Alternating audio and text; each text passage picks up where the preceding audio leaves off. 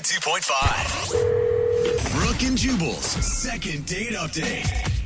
You remember being a little kid, you're in school and you're coloring something in your coloring book, and then you see the girl that you like. Aww. And you know that she's coloring something too. Yeah. So you walk over to her, you figure it's a good opportunity to bond over something. Yeah. And then you look at what she's coloring and you say to her, "That's terrible. You're the worst colorer in this class. You should stop right now. Mine is way better." No! Hoping that you could just break her confidence down enough so that she would like you. That is actually how little boys do it, which Apparently. is strange. That's still a thing in the adult world. Yeah, also not surprising. Because Jared sent us an email to do a second date update today, and apparently he met the girl that he wants to call while coloring. What?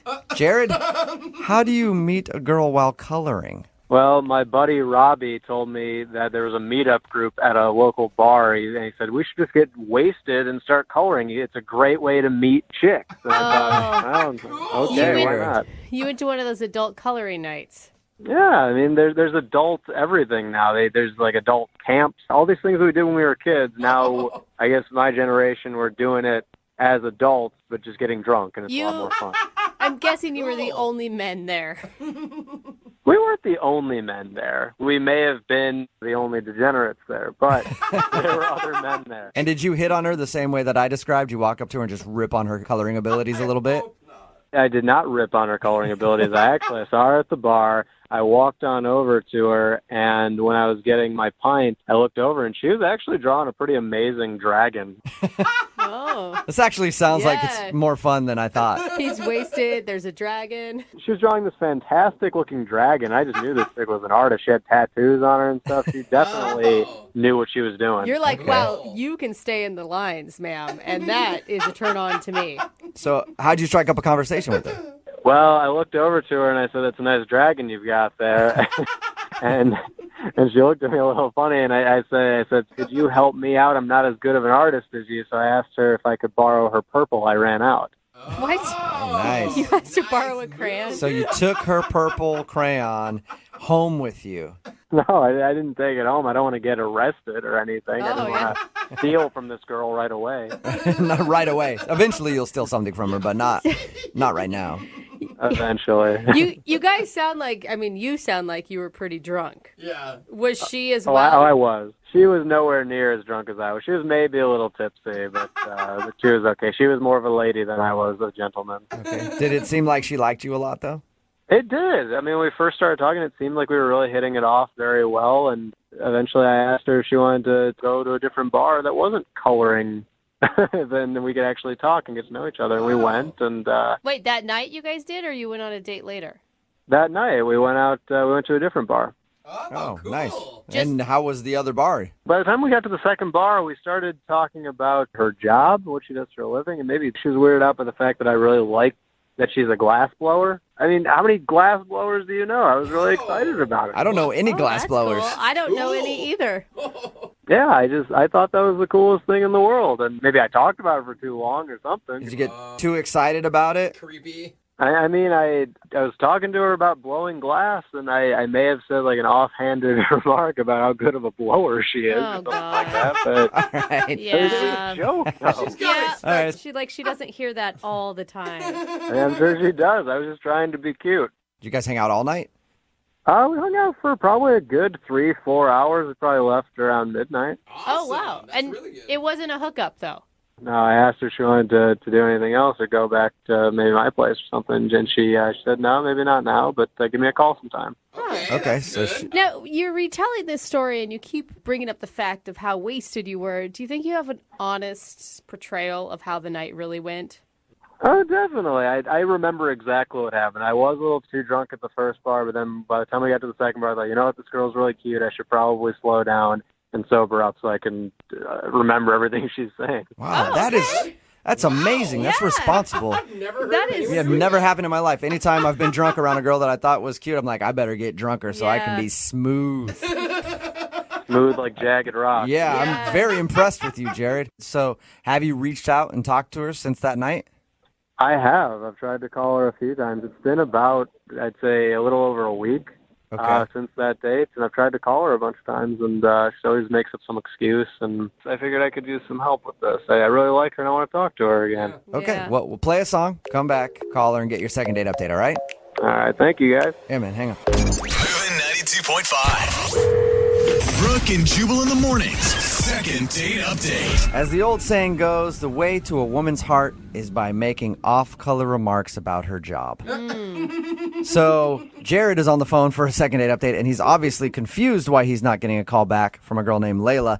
They met at an adult coloring night at a bar, and they hung out for a little while. He thinks he's probably not getting a call back because he made a rude remark about her job. She's a glass blower by trade. And so he made a joke about that, and I'll let you use your imagination as to what he was talking about. Again, she's a glass blower, and he made a joke. We get it. And so he thinks that she didn't like that, and that's why she's not calling him back. We're about to get her on the phone. Jared, you ready? Yes, sir. And I didn't hear, Jared, after you made the joke and it obviously fell flat, did you apologize? She just, changed the subject. I didn't feel a need to apologize. I felt like we should move on. Okay. Right. You didn't keep going back to it, though, did you? Did you hear me, though? I don't think so. She moved on to something else. We started talking about her tattoos. Okay, cool. All right, well, I'll dial her phone number right now, see if we can get her to answer and get your second date update, okay? Thank you. Yep, here we go.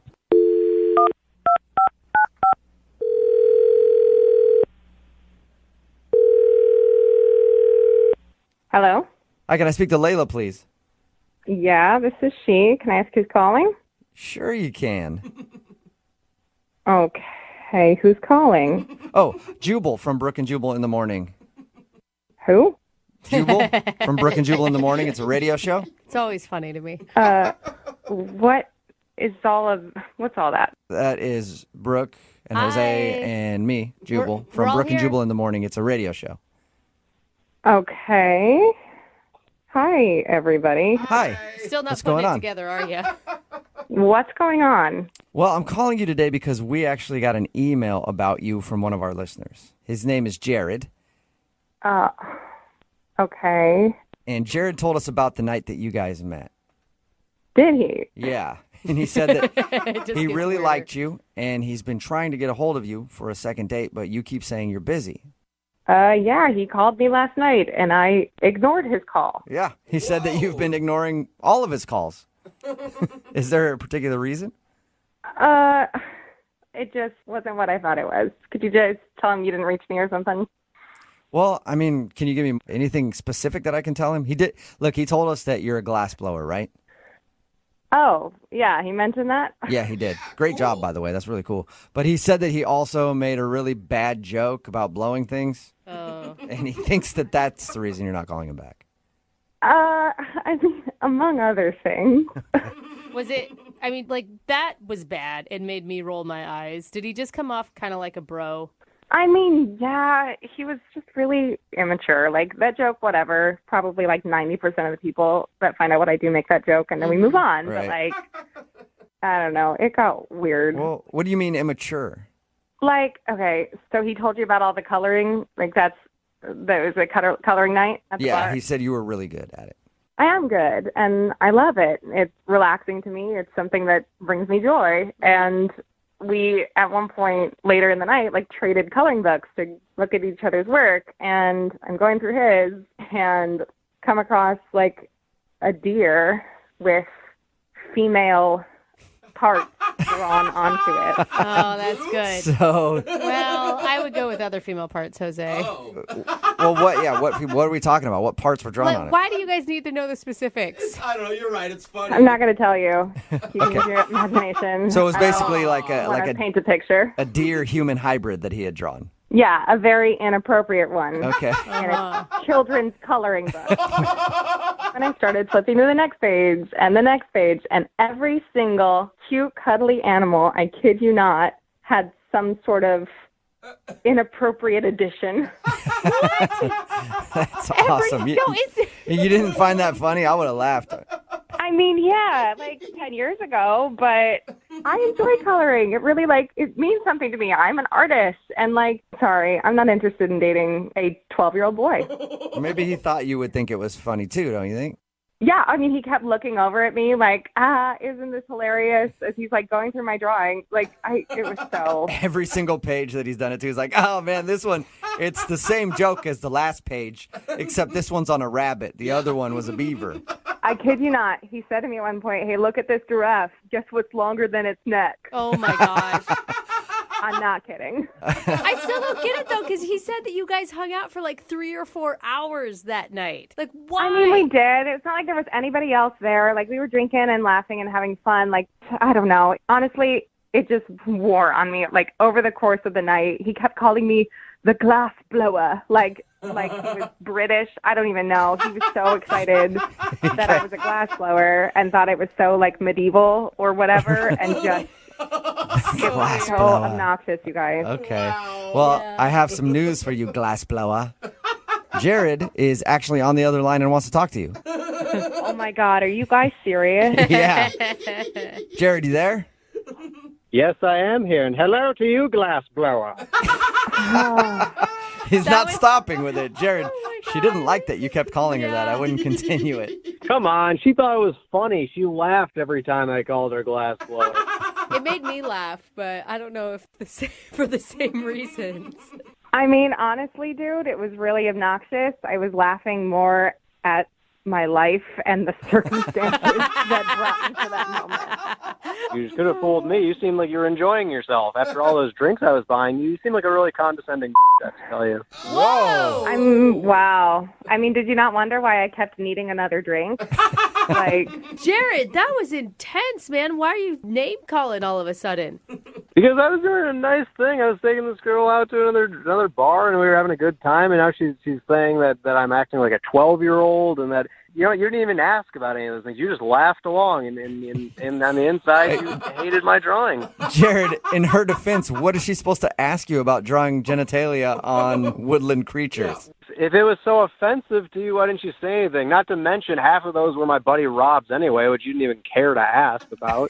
Oh, He's offended. Well, who's defensive about the drawings? You don't make fun of me or Rob. I mean, I'm sorry. I didn't know that half of them were your buddy Rob. But, like, the second I saw them, it became pretty clear to me that you were not somebody I could have a conversation with. And, like, you know, Well, what else then am I why gonna did do? you continue to have a conversation with me for the next 4 or 5 hours? Well, I wanted to be out that night. It was my one night out a week, and, like, you know, whatever. It was fine, but I don't want to pursue it again. You know what I mean? I just don't feel like seeing you again, which is why I avoided your calls, and now I'm on the radio. Like, what are you thinking? Wow, my God. I thought you were way more fun than this. I guess sober you are just obnoxious to be around. Wow. Jared, how can you not own up to any of that? Like showing a girl a bunch of boobs and other parts and then glass blower joke, like the whole thing is pretty obnoxious. God, you too? What is it with you guys? We were getting wasted at a bar and coloring in coloring books. It's supposed to be fun. Yeah. No, this is serious stuff, Jared. Well, apparently, for the girl that has Tolstoy written on her arm, it must be pretty f***ing serious. Listen. All right. It sounds like what you need is some 21-year-old co-ed who's going to go do shots off of you at a bar, and, like, maybe you guys can color on each other with markers or something. That's just not something I'm interested in, okay?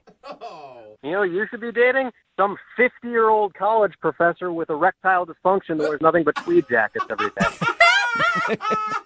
Great. If I can have a conversation with him, I'm set. All right, well, it looks like you two have figured out your type at least, but I still have to ask the question. Layla, would you like to go on a second date with Jared? We will pay for it. Yeah, I'm good. No, you sure? Oh, shocker. It sounds like you were right on the fence. It does, doesn't it? Yeah, I hope to never see him again unless, you know, like, I need some boobs put on the glass I blew. You know what? This really was eye-opening to me. I don't need to date this girl ever again. Thank you guys for doing this for me. I guess I just need a college girl that has no brains in her head at all, right?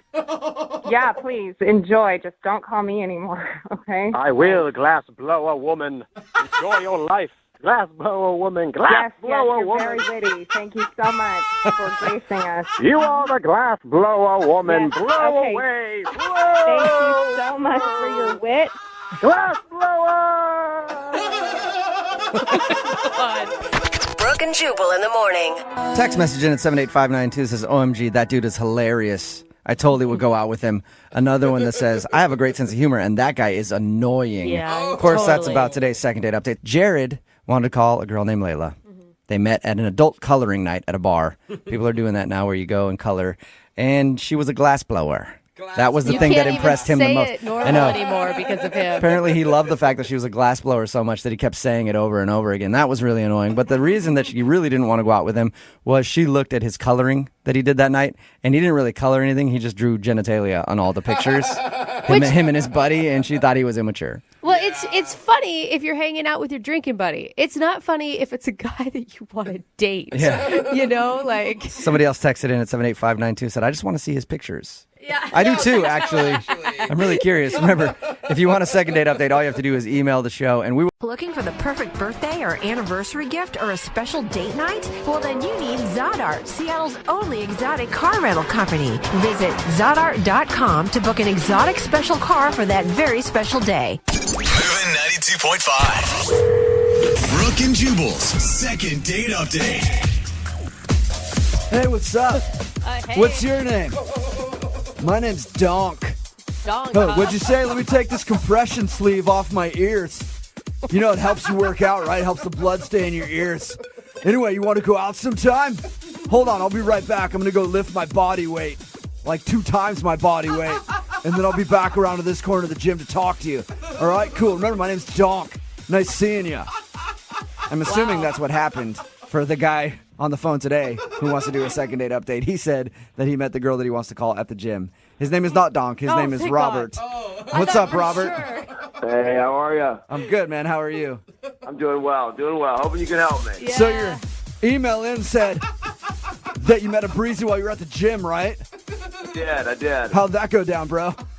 Well, I was at the gym, and I noticed this girl, and I thought, she was over there lifting. Oh my God. I thought, well, I'll go over and I'll try to flex my muscles next to her. You're joking. I mean, you're kidding at that point when you're telling us this, right? I wish, but the male ego is a scary thing, I think, sometimes. And I realized this in hindsight, but that's what I did. Did you really actually go flex, or you were working out next to her just I trying? was working out next to her. Okay. I pictured you standing next to her just flexing your muscles in the mirror. Extra loud, like. No, I didn't do that. Thankfully. Okay. All right. Thankfully, I did not do that. So what was your opening line? I'm always interested in that. Yes, so I saw her over the drinking fountain, and I just went up to her, and I just said, "You have some really nice glutes." You did not say that. Yeah, I did. Yeah. You can tell that she works really hard. She works really hard on those glutes. So, I mean, was she kind of like a meathead like you are? No offense. Whoa. I really just say like that's. Yeah, I don't know. no. What do you want, gym rat? I don't know what the term is. No, meathead's a compliment, no doubt about it. That's what I am. That's what I do. Absolutely. And yes, same deal. She was rocking some very expensive athletic wear, head to toe. So I was definitely feeling her. Okay. And what did she say after you complimented her glutes? She said thanks. She said thanks. I work hard. Oh my God, you live in a world that I will never enter in my life, and not for lack of wanting to. It's just I don't have the effort that you guys have. So did you ask her out right there?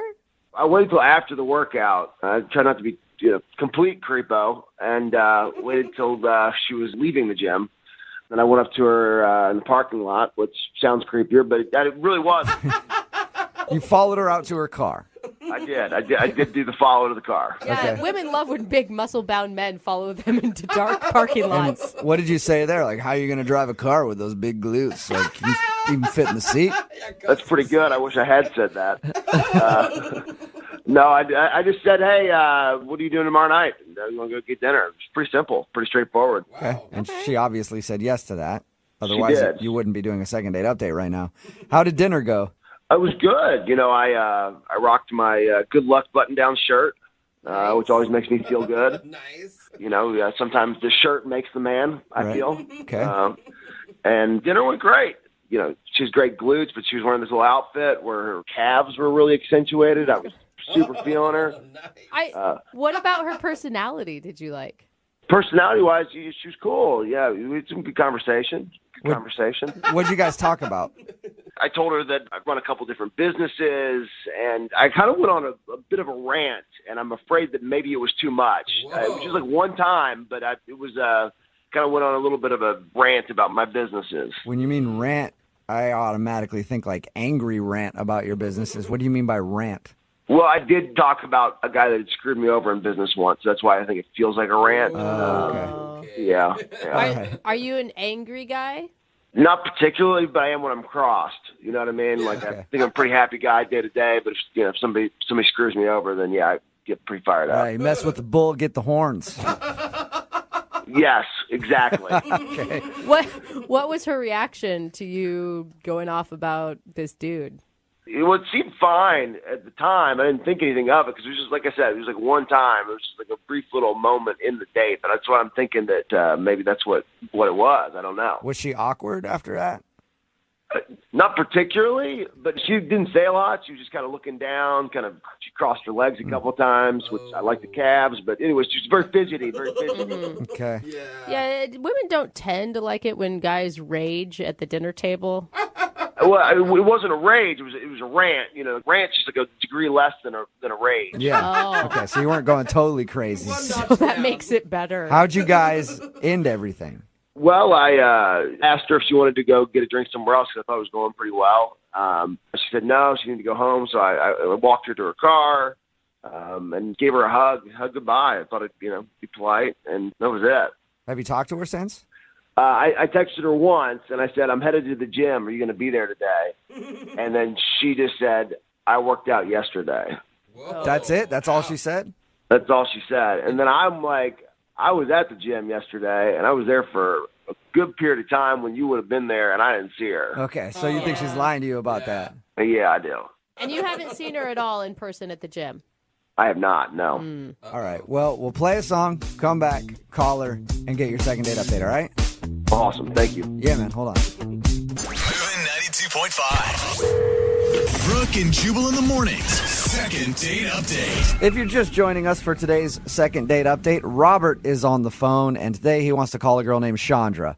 What do we know about Chandra? She's got an okay personality and some great glutes. Oh, man, those glutes. And some calves, some wonderful calves as well. That's what Robert liked about her. They met at the gym. He complimented her glutes. They went out for dinner, and now she's not calling him back. Robert, we're about to call her and see if we can get her on the phone and find out what went wrong. Anything else that you'd like to add before we call her other than the glutes and the calves? No, I just want to say thank you. Thank you. I'm very curious to hear what she says. This is awesome. I feel like it's going to be something pretty extreme because it sounds like she switched gyms just to avoid you. To me, I'm just saying, you haven't seen her there. Whoa. Yikes. That's bad. We're going to hope that's not the case. We're going to hope that's not the case. All right, we'll find out right now. I'm going to dial the phone number and get your second date update, okay? Thank you. All right, here we go.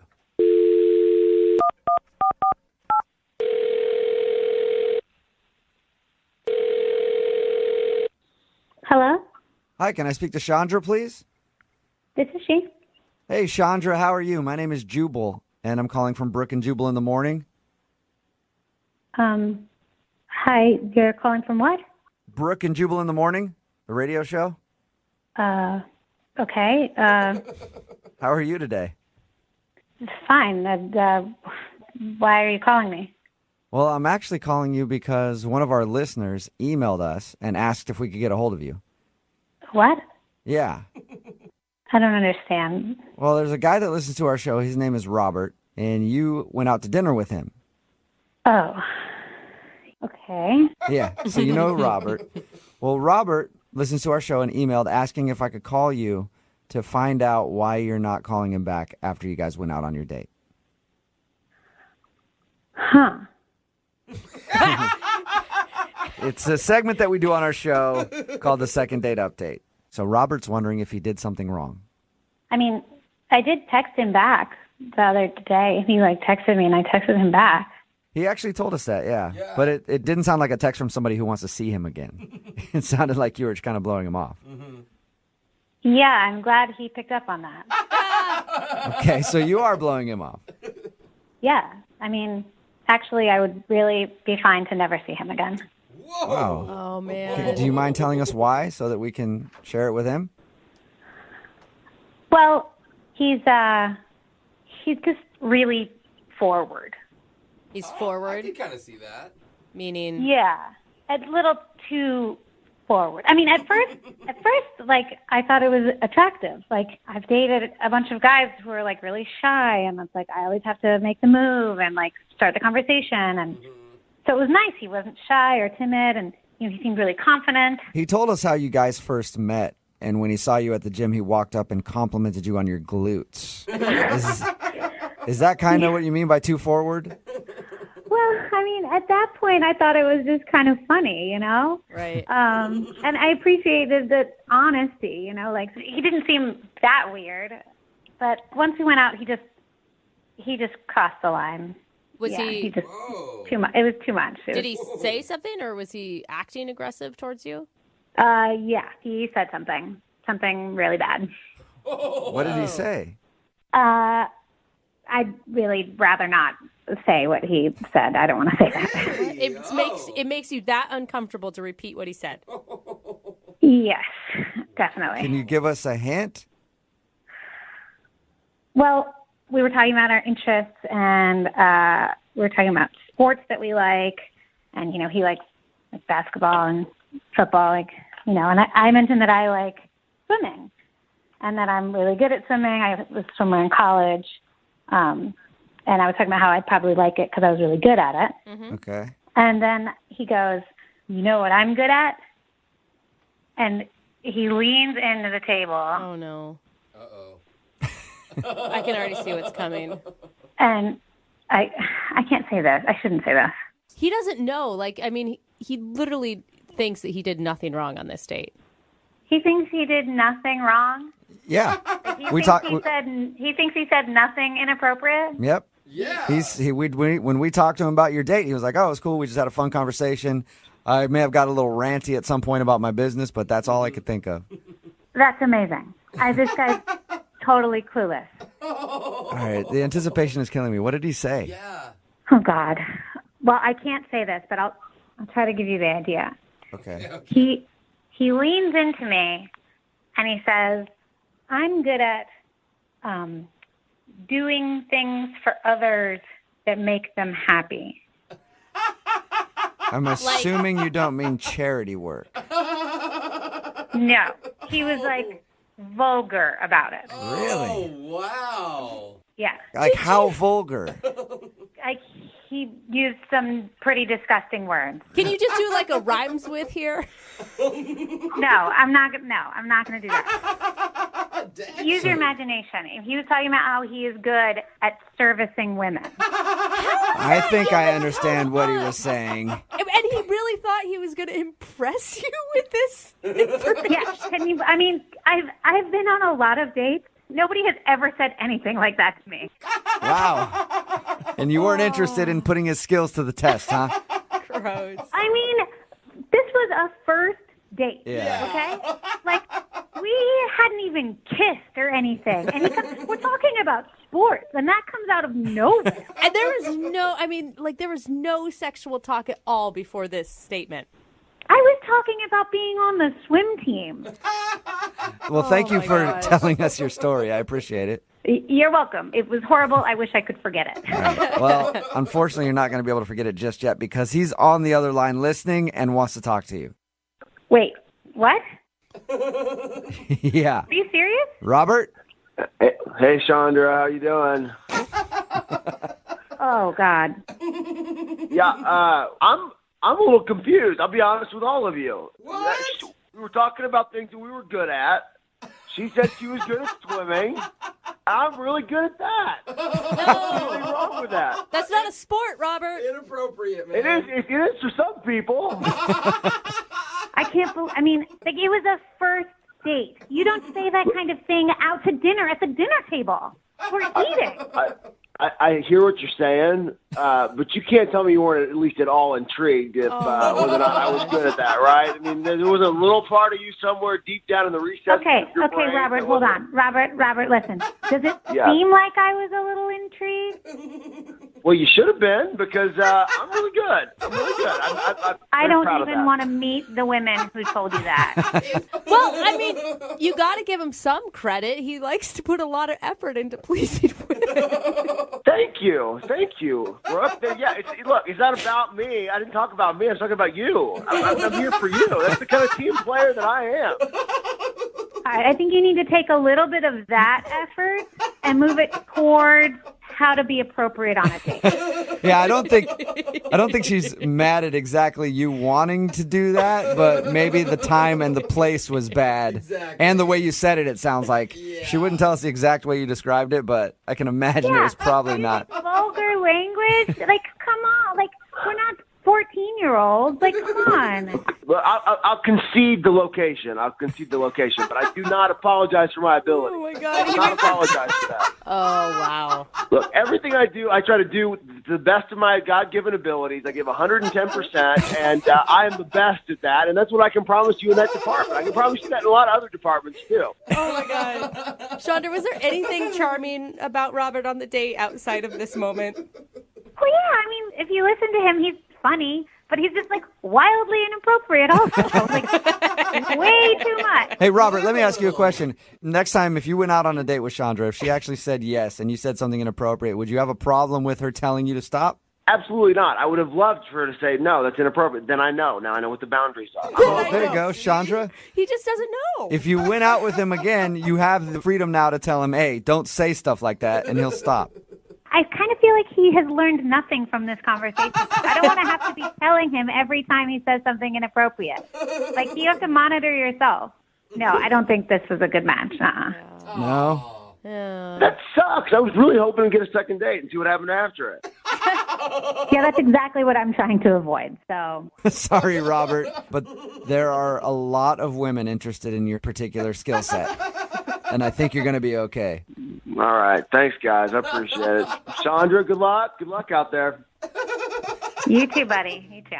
Moving 92.5. Brooke and Jubal in the mornings. Second date update. You know, I did something the other day for the first time in my life. You apologized. No, never. It's something that you probably all are going to be like, you probably should have done that when you were like 8 years old, but I tried to fly a kite. You've never done that? No, I've never flown a kite before. It And actually, explains so much of why you are how you are. And now it makes you way creepier because I'm imagining just you by yourself. with a bunch of little kids around me. Cool, it's in the air. It was hard. I couldn't get it to work. It was very frustrating. It was like a little kid's kite, and I was like, "Oh, try this." And Really? first time ever. It's very difficult. You need wind. Well, there was wind. Oh, okay. And everybody else had their kite flying but me. And I was like, no wonder I never did this. This is stupid. Yeah. I bring it up because Josh is on the phone with us this morning for the second date update, and Josh took his date kite flying. That's awesome. I've never heard of that. I It is love that as interesting. a date. How you doing, Josh? Hi, good. How are you? Good. I hear you're quite the kitesman. Is that what they call it? Kitesman, yeah, kind of, yeah. Okay. Do you do like tricks and stuff? I mean, are you an impressive? I'm serious. Are you an impressive kite flyer? Yeah, kind of. I am. I mean, you know, it is a bit challenging, but it's kind of fun. You can make the kite sort of turn in circles, and if you do it just right, so it's really cool. Mine just hit the ground, and then I tore it up and threw it away. Tell us a little bit about the girl you want us to call today. Her name is Nicole? Yeah, it is. All right, and what'd you like about her? You know, she was pretty, and we're kind of the same height, so that's kind of cool. You know, I don't want to be the short guy because I kind of am short. Oh, okay. A little bit, but yeah, she just was really down to earth as opposed to my kites. So she was one of my coworkers, and Josh, did you? I don't really date a whole lot. So Yeah. Can I ask you a question, Josh? Did you just say down to earth, unlike my kites? yeah. That's so wonderful. I was not expecting a kite joke this early in the morning. Thank you for that. I try. Did she seem to enjoy your kite date? Yeah, she did. I mean, I didn't really tell her that I was going to have a kite, but we met, and I had my backpack there, and I was like, oh, you know, I have a surprise for you, and she's like, oh, what is it? What is it? Excited, and I pulled out my kite, and so it was really cool, you know. What was the look on her face when you pulled out the kite? I mean, was she just relieved that you weren't pulling out a weapon, or? She was like, oh, okay. like something different. It seemed like maybe, oh, here's something different, not your average, bottle of wine or whatever. I think it's a cool thing to go Me to a too. park and fly a kite. Like, I can't think of anything to do but dinner. Yeah, ever. me too. So I think it's awesome. it's nice that you have something creative and a skill that you can take the girl out and do something different. Yeah. And once we got going, she seemed to be pretty impressed. It's not just like a kite from the grocery store or something. It's a professional kite, and because I do this a lot as a hobby, and it's just not easy to fly a kite. And there's a lot of intricacies to it, how you hold the string and how you pull, and which way your arms go, and the air pressure, and there's drag from the wind. And Yeah, so I've seen those dudes out there that can make them, like dive down almost to the ground and make them flip back up in the air. You know? Yeah. And that can be, I felt like that could be really impressive. And when it got going, I thought she was impressed, and she took the string as well and was able to fly it and got it up in the air. And so it was nice interaction there. I felt like it was good to accomplish something. Did you stand behind her and help her guide the ropes? Yeah, a little bit. He's Yeah, all I did. shy about it. Yeah. How did everything end with you when the date was over? Did you guys do anything other than hang out and fly your kite? Well, we flew the kite, and then we just had a few minutes to sit down and talk, and time flies when you're flying a kite. There you go. There's another one for you. Yeah. Thanks. Time flying. Just killing it. So, she said that she had to go, and I just was like, hey, let's do it again. And she was like, oh, I'll see you later, or something like that. I don't know. I was so nervous. And then she left. Josh, how was the conversation? Because I'm not knocking you by any means, but I'm imagining if you were really nervous that. Yeah, I did fumble a little bit here and there, but listening to you guys, I try to take cues from the best, and you guys are so cool and witty, and so I'm trying to come up with good stuff to say. Well, that's nice of you, but I can't fly a kite, and you can. So I think that you've got one up on me there. A little bit, yeah. So, but she was nice. She seemed to enjoy the conversation. So, I mean, I felt like, second base. This has got to, it really does seem like that might happen. How many times have you tried to get a hold of her since you went on the date? Well, I've called her a couple of times, and I haven't left a message. I just want to talk in person to say, will you go out with me again, or say, I had a really nice time. Well, you could always leave a voicemail that just says, hey, call me back. Yeah, I thought about that too, and then, of course, I got nervous and hung up. So. Okay. All right. Oh, Josh. Well, we will play a song. Oh, goodness. Come back, call her, and get your second date update, all right? Okay, thanks. You're welcome, man. Hang on, okay? Okay. Moving 92.5. Brooke and Jubal in the mornings. Second date update. Josh is on the phone with us. He wants us to call a girl named Nicole this morning. Josh is quite the kitesman. Is that the right word, Josh? What would you call it? You're good at flying kites. Yeah, kitesman. Kitesman, you like that? Ah. I didn't even know if that's a word or I just created it, but I like it. I think that's a way you should describe yourself to everybody. I am a kitesman. Josh the kitesman is on the phone with us. He took the girl that he wants us to call this morning, Nicole, out on a date to fly kites. It's his He hobby. wanted to impress her with his hobby. Yeah, it's creative. Maybe, Josh, maybe you're not as good at flying kites as you think you are, and it was a big turnoff for her. You ever think about that? Oh. I don't know what would be more disappointing. If she just didn't like you, or if she just thought you were a bad flight kiter, which one would hurt you more? I know exactly. He's a horrible kite flyer. Why would I go out with him? Oh, Josh. Then there's nothing you can think of that happened on your date that was odd? I don't think so. I thought it went really well. Yeah, Josh, just because I like to prepare for the worst here, what is the worst case scenario for you right now? I guess maybe just rejection. I mean, I really like this girl, and it's been so long since I've had even a date, let alone a good date, and it would be certainly disappointing. But I am hoping for the best, Okay. Positive outlook, All right, we're about to call her right now. You ready to go? Yeah. Okay, I'm ready. All right, man. Good luck. I'm going to dial the number. Thank you.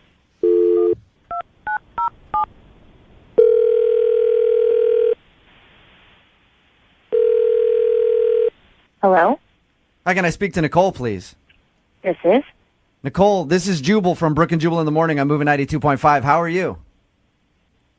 Hi. Why are you calling? Just to check in. We check in with people once in a while to see if they've listened to our radio program and do a little bit. It's called research. So, what's your favorite Katy Perry song? Teenage Dream. Nice. All right. That's Jubal, get to the point. The point is to just do a little research. While we have her on the phone, we might as well. There we go. Nicole, I'm actually calling you for another reason than to just find out your musical tastes and if you listen to our show. Oh. Okay. You recently went out on a date with one of our listeners. Uh-huh. And you've been blowing him off and not returning his phone calls, so he emailed us because he wants to know why. Okay. Who is it? Well, I'll describe him, and I'll describe him with one word. A kitesman. He's quite the kitesman. Does that make sense to you? Oh, God. Okay. He likes to fly kites. His name is Josh, and he's a listener to our show. Emailed us to get a hold of you and find out why you're not calling him back. Oh. Was it the kite flying thing? You didn't like the way he flew kites? I feel bad saying anything. He's so nice. Yeah, but he's also the one that emailed us because he wants to know. Think about it this way: if he did something weird on the date, or he's like doing something wrong on the dating scene, you could be the one to at least help him out and let him know and be honest with him if nobody else will be. Yeah. Okay, so you'll tell us? All right. All right, perfect. What did you not like about him? It's nice that he wanted to do something different, and it wasn't just a typical movie date. But he kept talking incessantly about kites, and it was just. We talked to him on the phone because he wanted to tell us a little bit about your date. And yeah, you can tell he's really, really, really into kites. And he's trying to share something that he likes with you, and he's probably just nervous, and, that's what he knows, so he's most comfortable talking about that.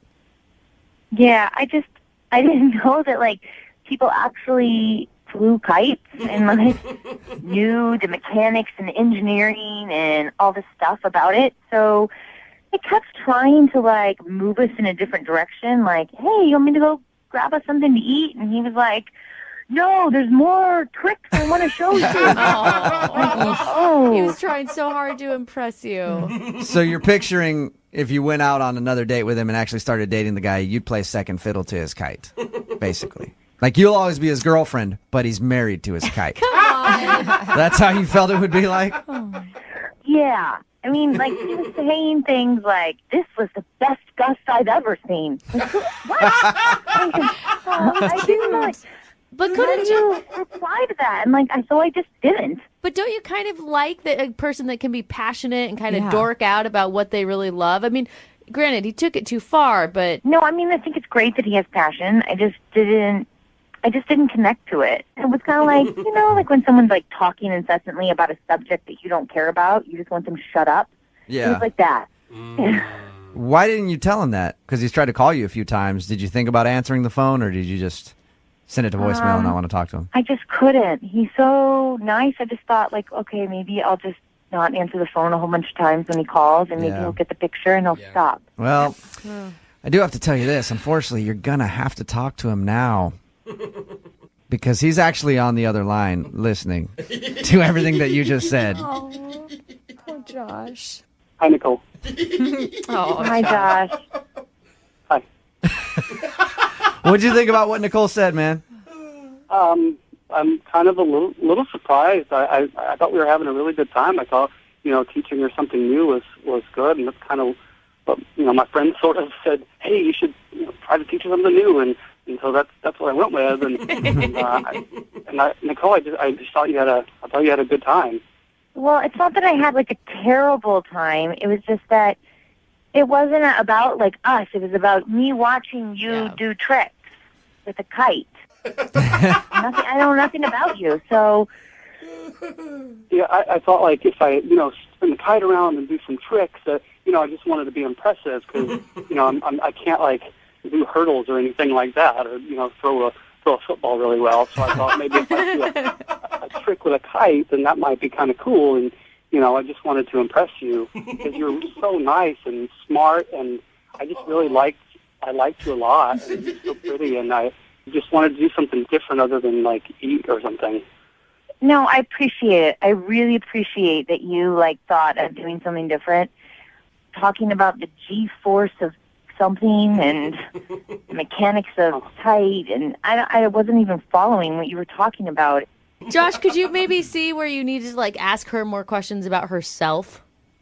I was so nervous that I thought maybe if I put a little energy into the kite experience that, perhaps she might, it might work out. But I guess that was a wrong choice. I love kites. I think it's so great to like fly, and we can't fly with our own arms, and so it's nice to like have a kite in the air and be free kind of. Nicole, did you have fun flying the kite for a little while? It was interesting. Yeah, I've never done that before. So, I'm not into it the same way. Yeah, right. okay. Of course. You don't have to be necessarily to date somebody.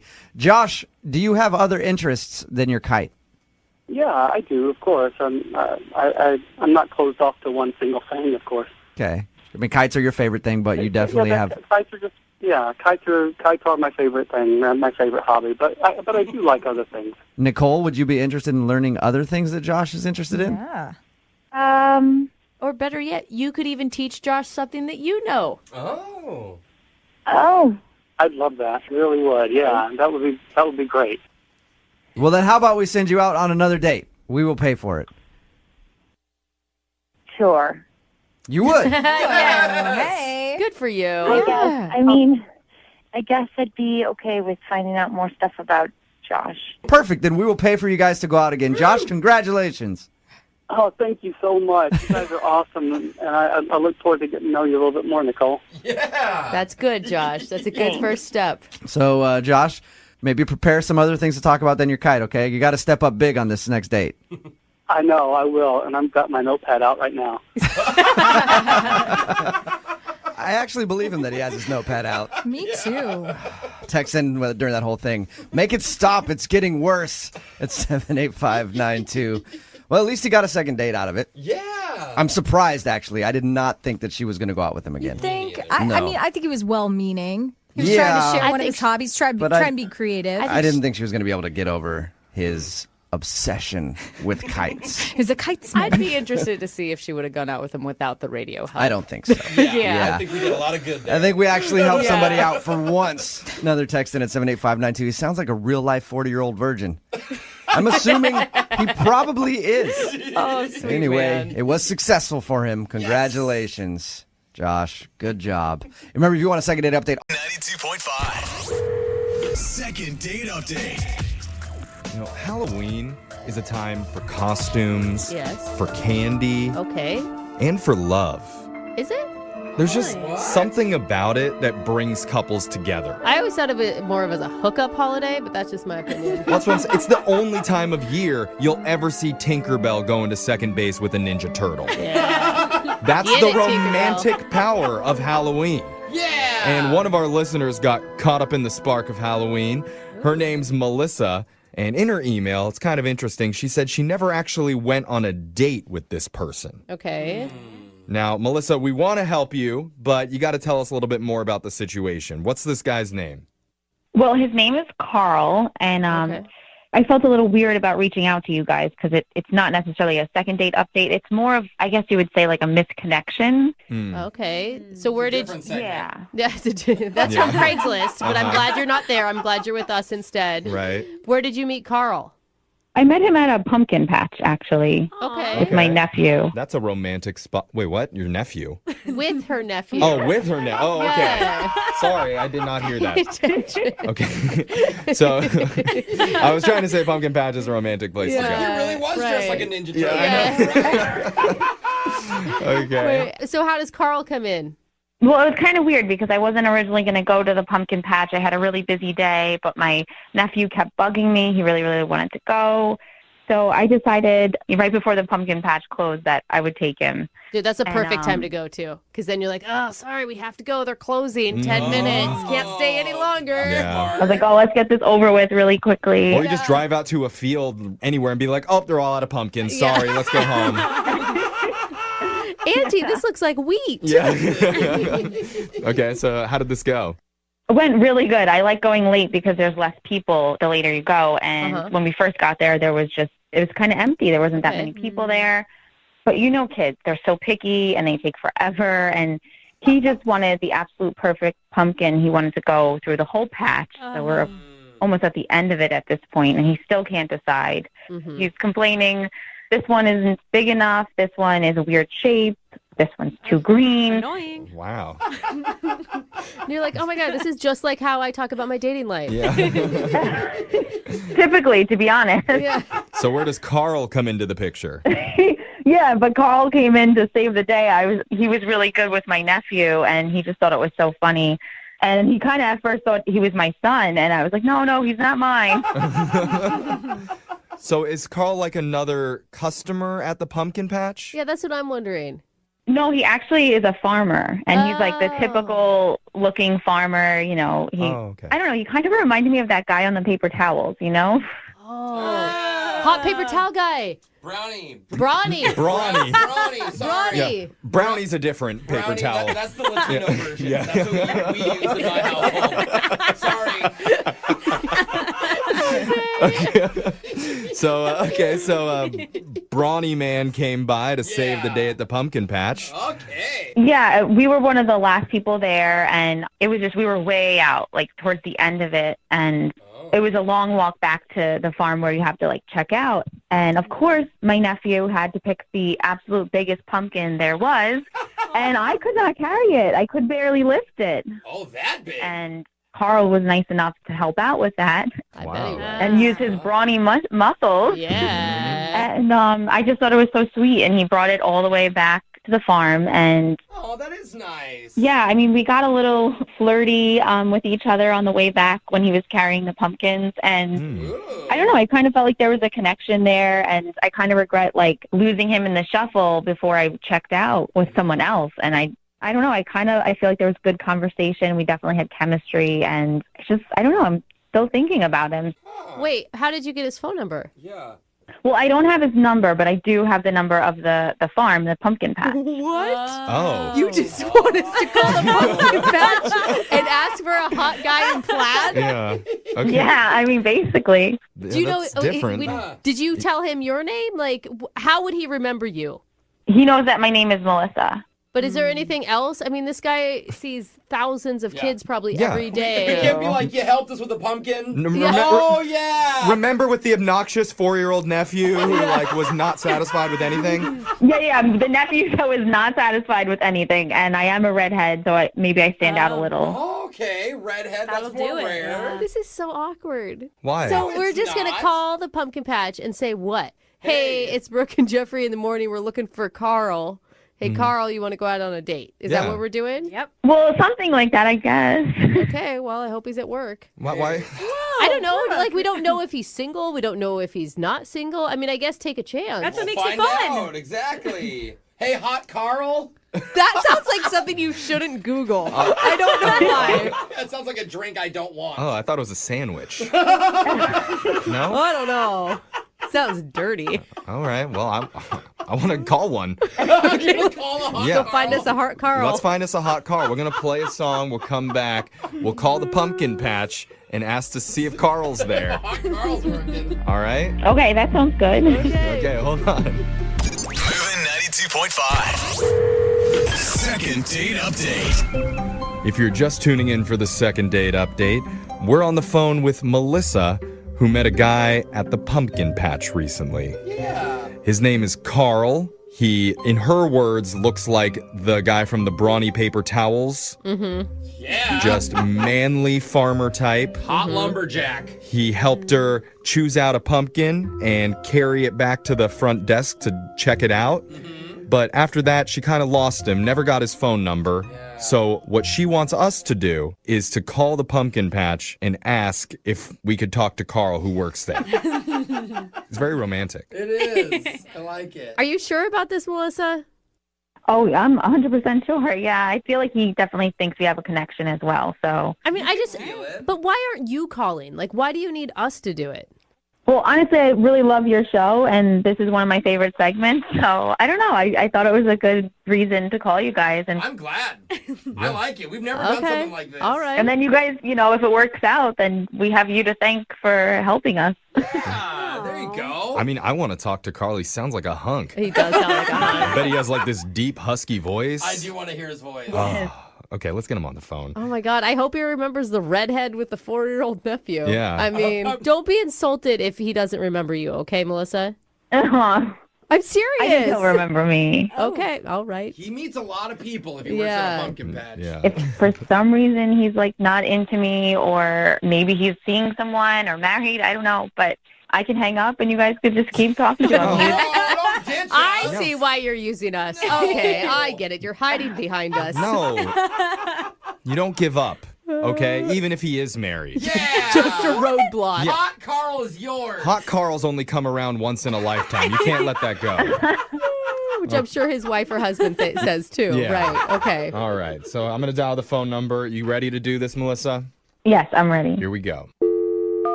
Thanks for calling Farm. This is Daniel. Hi, Daniel. My name's Jeffrey from the radio show Brooke and Jeffrey in the Morning. Oh, can I help you? Yeah, we kind of have a weird request. We're doing something called a second date update that we do on our show. Have you ever heard of that before? Yeah, it's familiar-ish, but what is this regarding? How can we help you? One of our listeners met someone at the pumpkin patch, and they're trying to get in touch with them. Right, well, we have a lot of people that come here. I don't keep track of people's names or anything like that, so I don't know if I can help you. We think they work there, though, like an employee. Yeah. Oh, okay.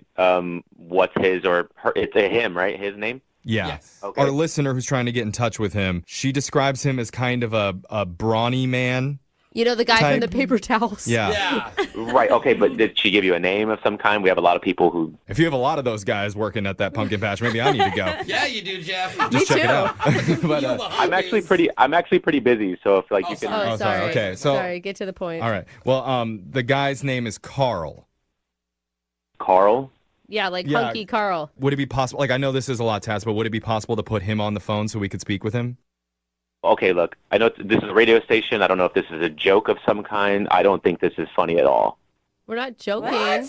What do you? No, we're looking for Carl. What are you talking about joking? I'm not trying to waste your time or anything. Our listener just said she had. I hear you guys in the background kind of like seemingly laughing. We're happy people, bro. Yeah. It's a comedy show. No, we're just immature. We're really immature. Yeah, but I like promise, this we're is idiots. it's a serious call. We really are just trying to help out one of our listeners Mm-hmm. who had a romantic connection with a guy named Carl at your pumpkin patch.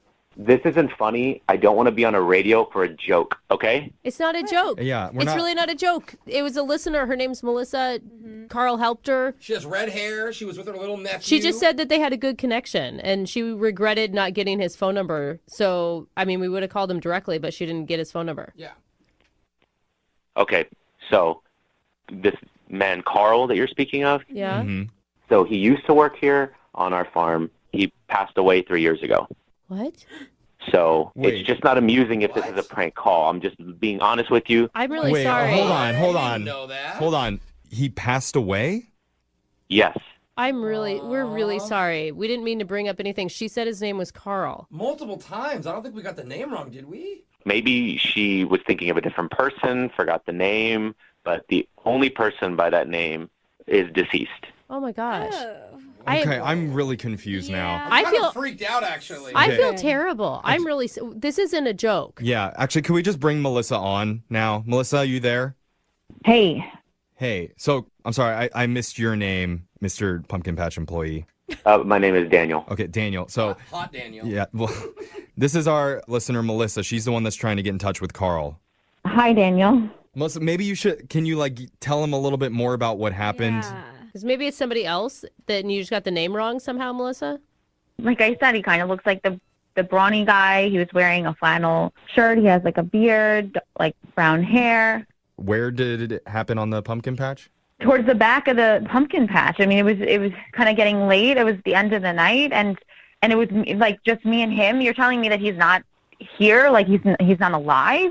Oh my God. This is a little strange for me, but someone last year said that almost the same time said that they also met Carl. Whoa! Okay, now I'm freaked out. Now I'm literally like shaking. I don't know. Dude, my hair like stood up when he said that. Yeah. Like this man who used to work at the pumpkin patch, his spirit is still there? Is that what you're saying? I'm not saying that who you met is not named Carl, but our Carl passed away 3 years ago. Well, he said he worked at the farm and he held the pumpkin. He carried my pumpkin all the way back to the checkout. Okay, guys, I'm just going to stop this now. Like, I don't know what else I can do to help you, Melissa. I really have to get back to work. Okay, so wait. Hold on, Oh. Daniel, before you go, is it okay if I ask how did Carl pass? No, it's disrespectful for me to go into the details. Sure. Okay. So, No, it's okay. it's nobody's business. I apologize for that. I I'm didn't not going to go into it. Yeah, that's fine. I'm sorry. Totally respect that. Jeffrey's rude. It's fine. No, It was an accident that happened a long time ago, and we're all just trying to forget this. We're all family here, and we miss him. So, Okay. Well, hey, I really appreciate your time today, Daniel. Like, I didn't mean to make this a weird day for you. Melissa, if you want to come back and we can talk, I can't help you over the phone, but otherwise, I really have to go. Okay. If I was you, I would Okay. never go back to that pumpkin Okay. patch, All right. ever. Daniel, thank you. Okay. Looks like he hung up. Okay. Wow. I don't know. I'm like in shock right now. Yeah, what just happened? So I didn't believe it until he said that the same thing happened last year at the same time. Yeah, that was freaky. Yeah, I don't know. I'm so creeped out. Like, I don't even know what to think. It's just so freaky. Like, did I just see a ghost for real? No, I think you just hit on a ghost for real, Melissa, is what happened. No, he hit on me. Like, he, made the first initial conversation. He started the conversation. He hit on me. Like, I'm literally, like, shaking right now. I don't... My God. Oh, my God. Well, another guy ghosts you, huh? I think it's actually amazing. Like, how cool is that? Like, ghosts get such a bad rep, right? They always think that they're like ugly and kind of dead looking. This guy's hot, wandering around a pumpkin patch waiting for singles. I say that is a good way to spend the afterlife. I know. I'm just saying. She got the Patrick Swayze ghost. For real. It's like Hot Casper. Well, this is It's amazing. Yeah, okay, Brooke, can you just calm down? I think it's You're having like ghost fantasies now. I'm afraid for when you go home later, you're going to throw a sheet over your husband. I just think it's pretty cool how, I don't know, that people can experience these type of things. Yeah, you got to go back and find him again. You guys are crazy. No, This is scary. Yeah, it's freaking me out. Okay, but fine. Look, I mean, this is I think there's magic in it. this is a second date update, Melissa. So I do have to ask, would you like to go out on another date with the spirit of Carl? No, I am, like, literally petrified. We'll pay for it. I don't know if ghosts accept real. Moving 92.5. Brooke and Jubal's second date update. The guy on the phone for a second date update today is a man after my own heart. Uh-oh. He took his date out to get some shrooms on What? their first date. That's right, some mushrooms. Like psychedelic mushrooms? No, like regular mushrooms. Oh, my It's not gosh. not as cool as it sounds. It's Brooke and Jubal in the morning. Kevin, how you doing? Hey, guys. Hey, man. How are you? Good. So your email says that you took the girl that you want to call today, you took her out mushroom hunting? Yeah, I got to forage for mushrooms, actually, yeah. Oh, that's Cool. Cool. How did that come about? How'd you meet her? Well, I met her on a dating website. Okay. And And you just hit her up and were like, hey, I know where all the good mushrooms are in town. You want to go find them?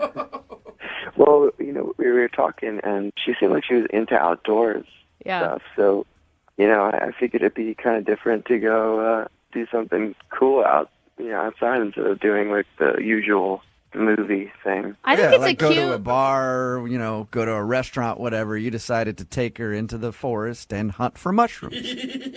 Yeah, and I brought I made her a sandwich and stuff like that. So it was like a meal and a mushroom forest. That's actually an adorable date. I just don't know if I would head out to the forest with a guy I'd never met and only talked to online. Did she seem to enjoy the mushroom hunt? Yeah, she was really attentive. She listened really well, and What do you mean she listened really well? Like, well, because I from an outside perspective, mushroom hunting can seem kind of lame and not so exciting. But it actually is very exciting because you can actually die if you don't really know what you're doing. There's a lot of different types of mushrooms. Pick the wrong mushroom, you could poison yourself, I guess.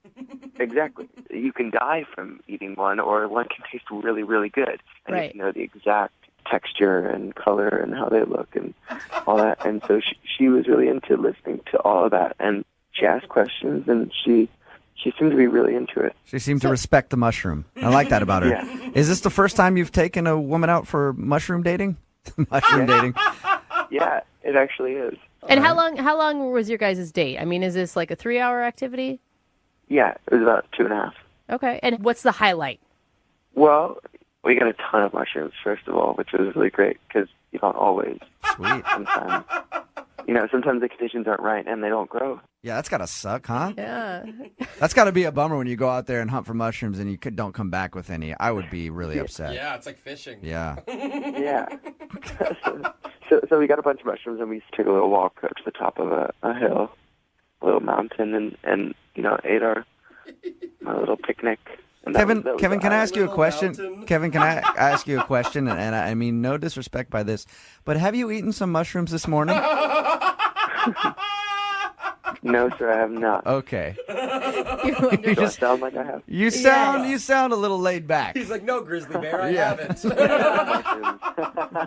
Are you always this chill, Kevin, or can you be a little bit more lively on a date?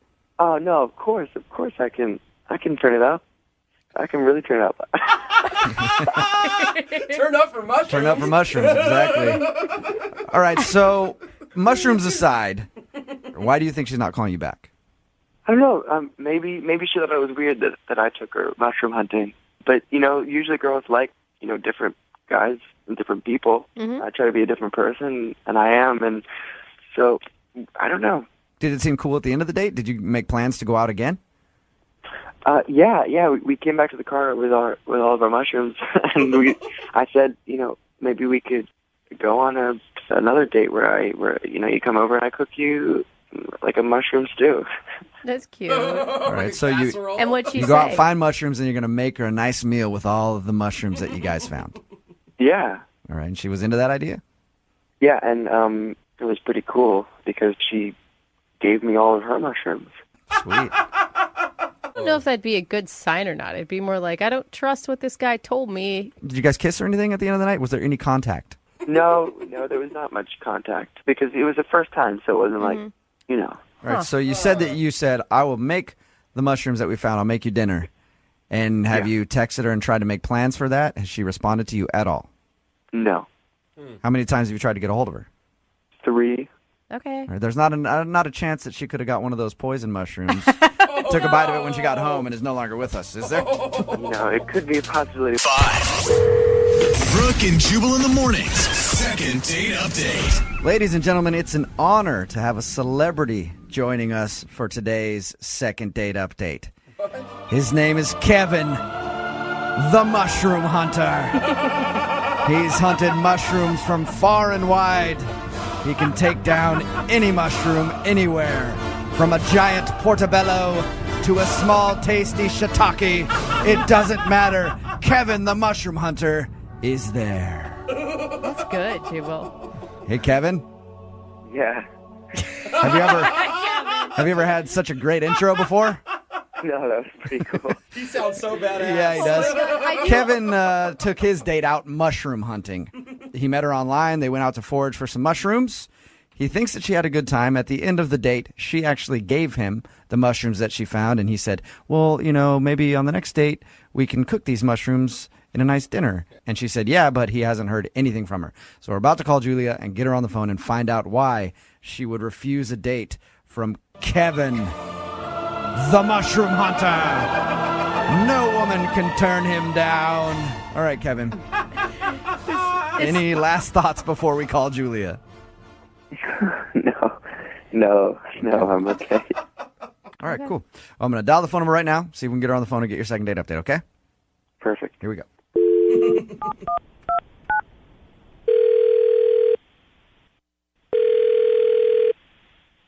Hello? Can I speak to Julia, please? This is her. Hey, Julia, how are you? This is Jubal from Brooke and Jubal in the Morning. Okay. You listen to the radio at all? Yeah, I listen to the radio. Okay. Have you heard of Brooke and Jubal in the Morning? No. Okay, you didn't have to say that so quickly. We're a morning radio show, and I recently got an email about you. It's from a guy that you went out on a date with. His name is Kevin. Oh. Do you remember Kevin? Yeah. Okay. So we talked to Kevin a little bit about your date. It was an interesting one. He told us that he took you mushroom hunting. Did you enjoy that? I mean, it was okay, I guess. It was just okay? It was kind of weird. It was weird? Yeah. Was he just like, was he just too into mushrooms maybe for you? He was really into the mushrooms. That was kind of all the date was about, really. But it's kind of cute, though. You can give him credit for, like, sharing his interest with you and trying to do something different. Yeah, I guess. No, I don't, though. No. It was a really weird date. It was really weird. I mean, he took me out to the forest, and we looked for mushrooms. Like, what kind of date is that? Is that not the normal date that you usually go on? No. But we messaged back and forth for a while, and he finally asked me out, and he asked if I wanted to go get some mushrooms, and I said, hell yeah. Oh, were you thinking a different kind of mushroom? Well, obviously. I like to go out with my friends and party and have an awesome time. So he didn't say to you, do you want to go mushroom hunting with me? He just said, do you want to get mushrooms? And you were like, let's do this. I've got some tickets to see Diplo this weekend. Oh, my gosh. That is exactly what happened. I thought we were going to go out and have a wild time and get some mushrooms, and instead we went to the forest and searched for them to put on mushrooms like burgers or something. Oh, my gosh. When did it actually dawn on you that you weren't going to be doing psychedelic drugs? About halfway through our picnic when we were sitting in the forest and looking at birds. You're like, those birds are actually real. I want to see fake birds that are in my mind right now. Oh. Exactly. We're just not compatible. I'm just about having a good time. Okay. And at any moment during the date, did you think about telling him that? There were a couple times that I thought about it, but I just didn't think it would even be worth it. I didn't think he'd get it. And also I was in the forest with some guy I didn't know. I didn't want him to, I don't know. Yeah. Well, what would you say to him if you could tell him anything right now? To be more clear about what kind of mushrooms you want. Okay, well, you can actually tell him that right now because Kevin is on the other line listening. What? Yep. No? Yeah, hey. Hey, Julia. Oh, my God.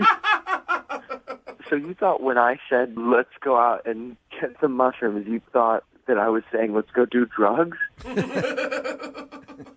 I mean, yeah. But it's a first date. Well, why would we go do drugs and trip on shrooms on our first date? I mean, why not? I like your attitude. Why not? I love to go out and have fun. I mean, I've said that. I thought you got that. I had absolutely no idea if that's what you wanted. It's fine. I'm into doing my fun things, and you're into doing your stuff. Well, just because I don't do shrooms doesn't mean I'm not fun. I'm definitely fun. Really? Prove it. What is your idea of fun? Going in the forest? I just think you don't understand me because I am actually a lot of fun. Every weekend I actually go bowling with my childhood friends. And, you know, we get beer and we get a couple pictures and, you know, I do fun stuff too. You go bowling and take pictures and that's fun. Okay. I didn't say pictures, I said pictures of beer. We get crazy. Really crazy at the bowling alley, huh? Okay. But Kevin, I'm sorry. It's just this. I have very different ideas of fun than you. My idea of fun is going and staying out all night, literally all night, having whatever pills people offer to me. Oh my God. And just dancing to EDM music, throughout the night, and that's it. And 24-hour ragers, man, like that's my idea of fun. And your idea of fun is going into the forest. So I just don't see it happening. I stay up late too. I can stay up late on I can do 24-hour. Parties. It doesn't sound like it, Kevin. No, it's not a bad thing. That's just you. Just be you. That's fine. I do have to ask, Julia, would you like to go out on a second date with Kevin? We'll pay for it. No, that's okay. Okay, that doesn't really surprise me very much. Kevin, are you okay with that? I guess I am okay with that. I'm fun. I know I'm fun, and I guess I just have fun in different ways and kind of better ways. All right, Kevin. Well, that second date didn't work out for you. I'm sorry about it. But there is a girl out there who will like to hunt for mushrooms with you, I'm sure. Okay? Yeah, I know there is. All right. There's lots of them. In the meantime, I do have somebody I'd like to introduce you to that I think you might click with very well. Nice. Her name is Molly. Bread and butter wines pair with the life moments you love, offering a rich and jammy Cabernet Sauvignon, a silky smooth Pinot Noir, and a buttery Chardonnay. Bread and butter wines are delicious. Find bread and butter wines in your favorite store. I feel like dating has changed so much over the last decade. Things that used to be frowned upon are now not only acceptable, but actually considered cool. Okay. What do you got? Well, like hooking up with a complete stranger off the internet. Totally. 10 years ago, that was dangerous, crazy behavior. Now it's the goal. I thought 10 years ago was still pretty fun, Well, but that was me. I don't know. I mean, now it's the foundation of a healthy marriage. That's right. Yes. Also using pickup lines. 10 years ago, Yeah. super lame. Today, it's more romantic than Shakespearean poetry. That's where we're at these days. And apparently one of our listeners, Julia, got lured in by a saucy pickup line. And look where it got her, begging for romantic help on the radio. Oh, man, that is a desperate place. So, Julia, thanks for emailing the show. We'll get to the pickup line in just a second, but first, let's start with the guy's name and where you met him. His name's Brett, and I met him on Tinder. Okay. Nice. And obviously you liked his looks because that's what you base everything on, right, on Tinder. That's a lot to assume, just- Brooke. Jeez. Well, I don't know. You're just assuming that she's shallow right off the bat? I'm not, but that's like your first interaction with someone online is the looks. His bio could say, I do not want to charity Okay, if work. I said that, you would all be like, no, that's just about looks. That's what you would have argued against me. Let's ask. Julia, was he good looking? His profile picture did get me, but this is why. Okay. He had an amazing view. It was like he had hiked to some beautiful mountain, and it was just this gorgeous landscape. And I had to know the person. Yeah. Okay. He's a real hiker. In other words, not really. Yeah. Not really that attractive, but he takes a good picture. He was very small in the photo. Yeah. It was all about the mountains. You couldn't really tell. So what was the pickup line? You said he used a pickup line on you. What was it? Yeah. So he said, what do yogurt, a bowl of cereal, and Julia from Tinder all have in common? Okay. What did he say? I want to spoon all of them. Adorable. Not Alexis. No. Really? A spork? Are you more of a spork type of lady? There's none of those. Okay. No food, All right. knife references. Well, it doesn't matter because it worked for Julia. Yeah, that's true. Okay, so that got a conversation going? Yeah, I mean, I thought it was cute. I thought it was funny. And the way that we started talking, he had energy to him. He was very charismatic. Oh, that's nice. So what did you end up doing for your date? So actually, we started talking about the photo, and he segued into saying, well, why don't I take you on a hike and show you where I took that photo? Okay. That's why he uses that picture. Yeah. How many girls has he there brought up you to the go. top of this But, mountain? like I tried to Pretty say, genius. he's an actual hiker. 99% of guys that say, or women that say they're hikers on Tinder aren't. He's proving it. Unless there's a gondola to that lookout point. That's true, yeah. He did it one time. Yeah. I mean, I think that's a great first date. So did you guys do the hike? We did, yeah. We grabbed flashlights. We got out there real early because we wanted to do it for sunrise. So Oh, that's right. Oh, nice. Wow. I mean, Kind of romantic. brave to scary. meet a stranger Yeah. in the woods in the dark with flashlights.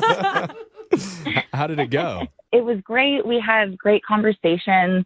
The landscape was beautiful. And I mean, it was just breathtaking when we got up to the top. That's awesome. Yeah. It was really early in the morning. Did you guys continue? Did you go to breakfast or anything afterwards? Mm-hmm. Oh, yeah. Well, that's kind of where things turned a little bit. We were talking about maybe brunch or going to get some coffee or something. And as we were talking, he fell and he twisted his ankle. Oh, no. Ow. Yeah. Why does that stop you from eating? That's a good question, Jeffrey. Well, he seemed like he was in a lot of pain, and I gave him a ride home. So I told him, I wouldn't have minded if we needed to go to breakfast another time or maybe eat breakfast at home or something. Sure. What did he say? Yeah. He just said that he thought he should go home and rest. And of course that I would take him inside and help him, but he declined. I don't know if maybe he was embarrassed that he wasn't feeling good or that he was in so much pain, or maybe he doesn't handle pain well. I don't know, but he just wanted me to drop him off. Maybe he just needed to let some tears out on his own. Yeah, exactly. Cry, elevate it, ice it. So he just ended the date there? I mean, pretty much. What a tease. After all that talk in the pickup line about the cereal and the yogurt and the spooning, and then none of that apparently. You could spoon with a twisted ankle. Exactly.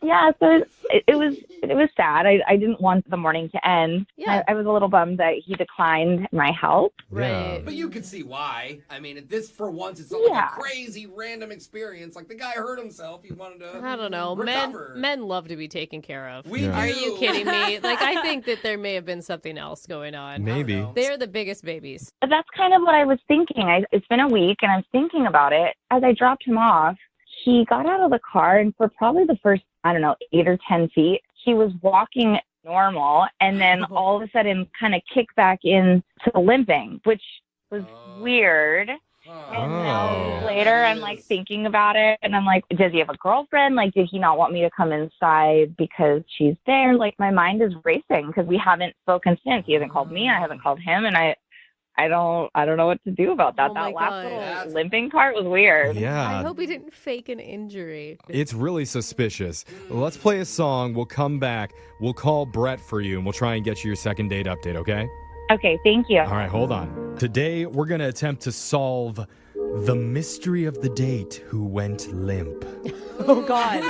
That is not a good title No. for this. I mean, Not that kind of limp. so many women are like, God, there's been so many. Yeah. So No. many mysteries. They all have that. Yeah. I'm talking about the other kind, a leg limp. You should clarify that. It's good to clarify, because one of our listeners, Julia, went for a sunrise hike with a guy named Brett, and on the way back, Brett twisted his ankle and had to hobble the rest of the way down the mountain. Oh, ouch. But mysteriously, when she dropped Brett off at his house, his limp magically disappeared for a few seconds before it suddenly came back again. It's a miracle. He works in mysterious ways. Miracle, but also kind of odd. Yes. Yeah, it's a little sketch. So odd that Julia hasn't even reached out to Brett since their date, and now she's asking us to put on our detective hats and do some investigative legwork. Oh, God. The puns just don't stop. That was only one pun this time. Fine. That was pretty Fine. good. I know. The king Now, of puns. Julia, before we call him, how are you feeling?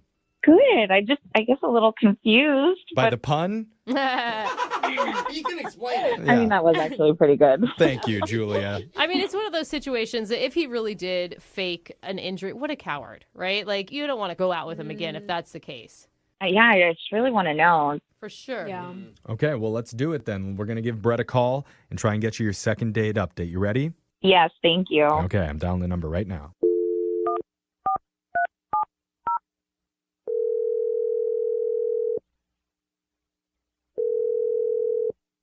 Hello? Hi, I'm looking for Brett. Yeah, this is Brett. What's going on? Hey, Brett. My name's Jeffrey from the radio show Brooke and Jeffrey in the Morning. How you doing? Okay. I'm sorry, where are you from? From a morning radio show called Brooke and Jeffrey in the Morning. I'm on the radio? Mhm. Yeah. Yes, you are. Congratulations. Okay, cool. What's going on? You are a chipper, sir. Do you want to do a shout out to a friend maybe? Oh my gosh. We're doing morning shout outs right now. We never do shout outs. Yeah, we do. Yeah, I want to shout out to my mom. Oh. You're great, and I love you. And Thanks for everything you do for me. Oh, okay. He's so likable right now. We should do this. We should call people and ask for shout outs. No, we don't need mom shout outs all Mom day. shout-outs, yeah. So here's the thing, Brett. The real reason that we're calling is not for a shout-out. It's because we're doing something called a second date update. A what? A second date update. Does not involve your mom. No, at least I hope it's not about your mom. But basically, the way this segment works is if you go out with someone and afterwards, if that person isn't calling you back, you can email our show and we'll reach out to them for you to try and figure out the reason why. Oh. And so recently we got an email from a girl who went out with you. Her name's Julia. Oh, yeah. She's great. We had a great time. Okay. Is that sincere? It's hard to tell. Oh, no, she's awesome, man. She's really cute and sweet. I felt like we had a good time. Okay. Hey, all right then. There's some things that she noticed, though, that make it seem like what you're saying is a little disingenuous. Why?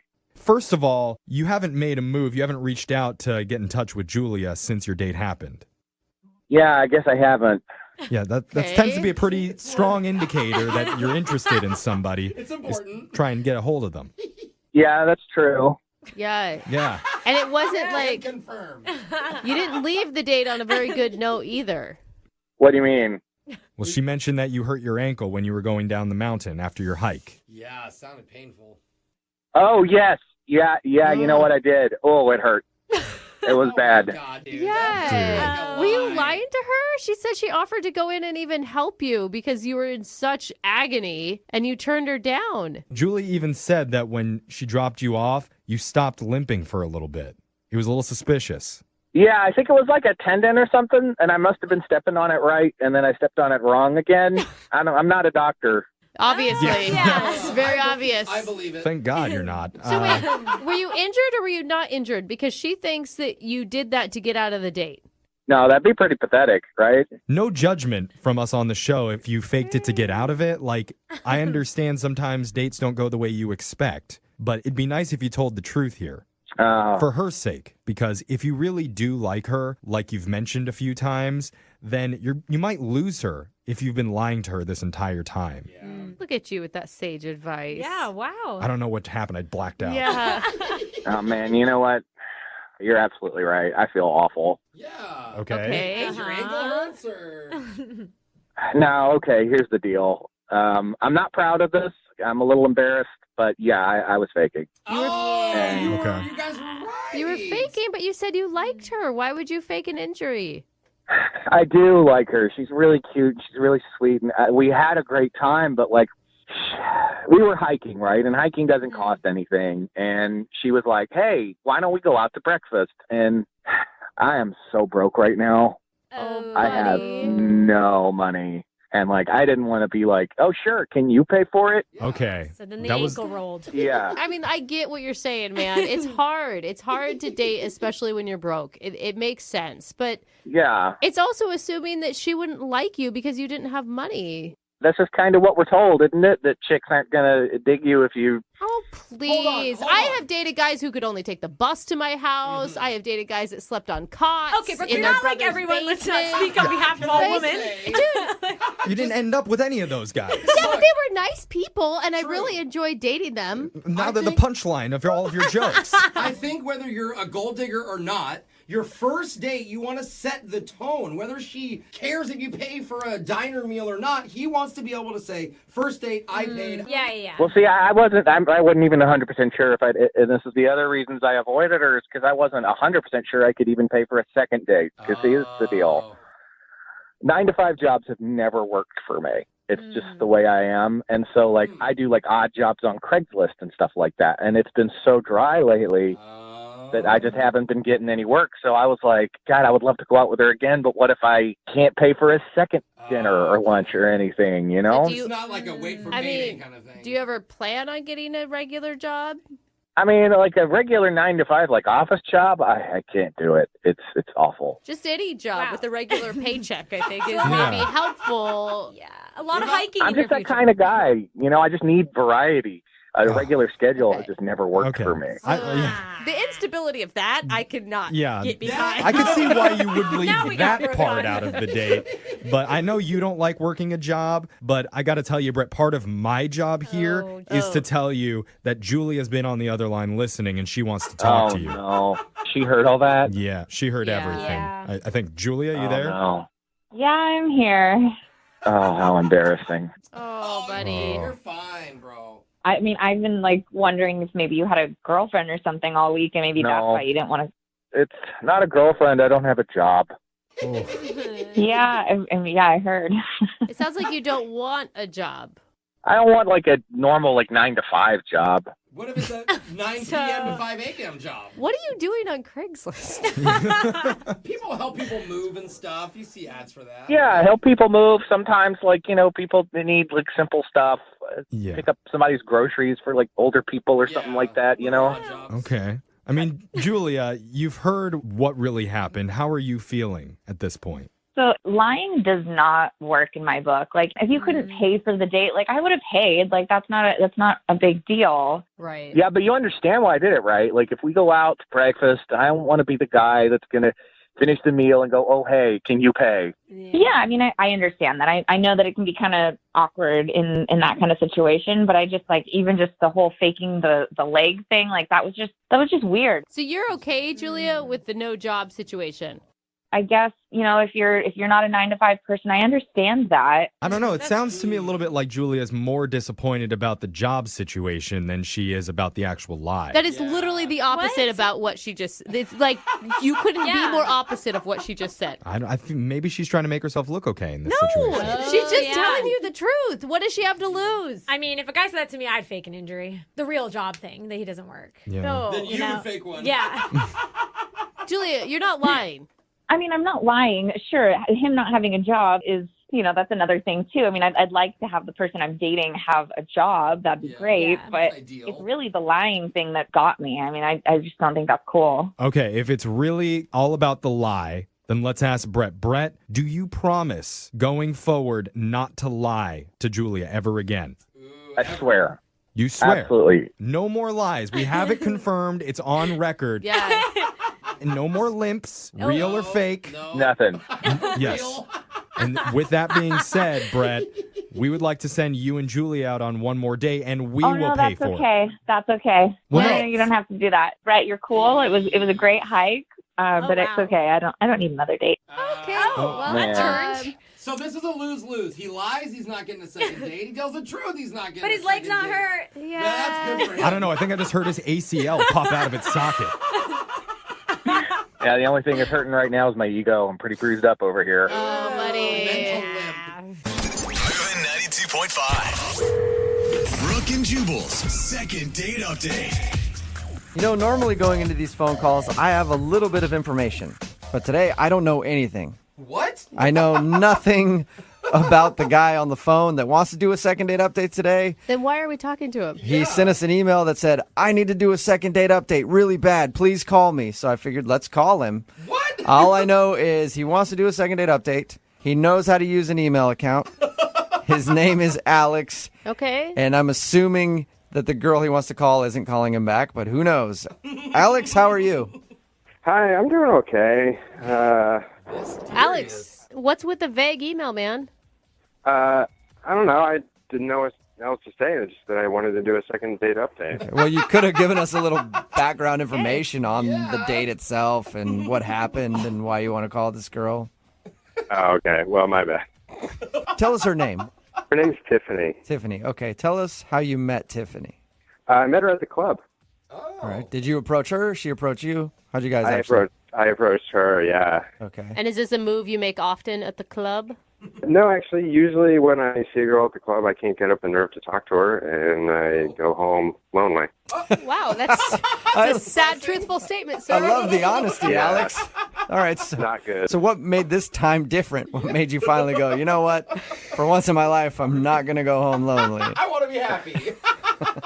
Well, I saw her dancing across the dance floor with her friends, and she was moving her hips in this great way and smiling and was just so joyful. Nice. And her hips were just like all over the place. I was like, I gotta get in on some of that. All right. So apparently, Alex, we know what you are motivated by. It's not Hips. joy. You like hips. He's a hip guy. I do, but it didn't hurt that I think she was looking at me too. Okay, so you felt like you had some confidence, like she had already given you maybe the okay. Yeah, and her friends were looking over. It seemed like they were talking about me. I felt like I was getting all the right signals. you know? Nice. Maybe it's because you were staring at her hips the whole time, and she's like, "Hey, this guy won't stop looking at my hips." Well, I wasn't the only one. She was really drawing some attention. Okay. So you went over and talked to her, and you said, "Hey, lady, I see your hips winking at me. I wink back. What's up?" I wasn't that smooth, actually, but That smooth? We call that smooth. What did you say then? I just went over and started dancing with her. I brought out all my goofiest moves, like the penguin and the cowboy and stuff. Dude, I'm not going to lie. I think that that's awesome. Make her laugh, It is so much better than going up and trying to grind on her hips, okay? Yeah, she laughed. So, make a girl laugh. That's it, right? Yeah. Okay. So she thought it was funny that you were dancing like that. And did your date end there at the club, or did you guys actually go out on a real date? Well, towards the end of the night, things were going well, so I just leaned in and whispered in her, "Do you want to see the real penguin back at my place?" And she gave me the nod. Wait, she said yes, she didn't pour a drink on you. Yeah, she was laughing quite a bit, so I think she said yes. Okay. Well, I mean, I guess the ultimate proof, if she said yes, did she go back to your place? She did. And how did the real penguin perform? It started out pretty good. We'd get back. My roommate was home, which was totally unexpected. And I don't have the biggest place in the world, so, it's kind of in your face if somebody's around. But I just, offered her a drink, and we're sitting there hanging out talking, and, she gets like halfway through it and says, "Why don't we just try this another time?" Whoa. It was that awkward? Wow. Yeah. Are you not friends with your roommate? No, we're close, but, I'm trying to progress things with the lady, and the roommate's in the way, if you know what I mean. Like physically in the way? Like sitting between you two? Or just his mere presence was upsetting to her? Just the mere presence, I think. All right. I do see him sitting next to you, rubbing your leg. In between both of them. So she said, "Let's try this another time." Yeah. And have you tried to text her and call her and see if maybe you could make another time happen? Yeah, I have. And I texted her, like, "Do you want to see the penguin again?" And like, Dude, you won't let the penguin die, will you? I love it. yeah, I felt like I was being really cute and fun and haven't heard anything, so I don't know. And you're sure it's the roommate's fault that ruined your mojo? It wasn't something that you said? Because you sound adorable, but maybe not so smooth all the time. Yeah, everything was fine, and the conversation was good. The only thing that changed things was my roommate. Okay. And are you still living with this roommate? Yeah. Because I would have moved out right after. Yeah, I've thought about it. It's kind of a deal breaker. All right. Well, we'll play a song, come back, call her, and get your second date update, all right? Okay. All right. Hang on. Moving 92.5. Brooke and Jubal in the mornings. Second date update. I feel really bad for Alex, the guy who's on the phone to do a second date update today. I feel really bad for him. Why? Because he's never going to be able to listen to this song the same ever again. I'm on tonight, my hips don't lie, and I'm starting to feel it's right. Do you know that? Because he was lied to by some hips. Yeah, they were. If you missed the first part of today's second date update, we talked to Alex about the girl that he wants to call. He said he was originally attracted to her on the dance floor at the club because her hips would not stop looking at him and moving in his general direction, and he felt so compelled by her hips that he had to talk to her. They danced for a little while. They went back to his place. He said everything was going smoothly except his roommate was home, and he feels like his roommate might have ruined his chances with this girl because she had to leave, and that's the last that he's heard from her. So he got lied to by some hips. Did you talk to your roommate about that night? I did, and, nothing came up. Like, it just seemed normal, so I don't know. Okay, so they didn't take blame for it or apologize? No, because it seemed like there was nothing to apologize for. Weird. Okay, so we'll get her on the phone and find out what went wrong. Here we go.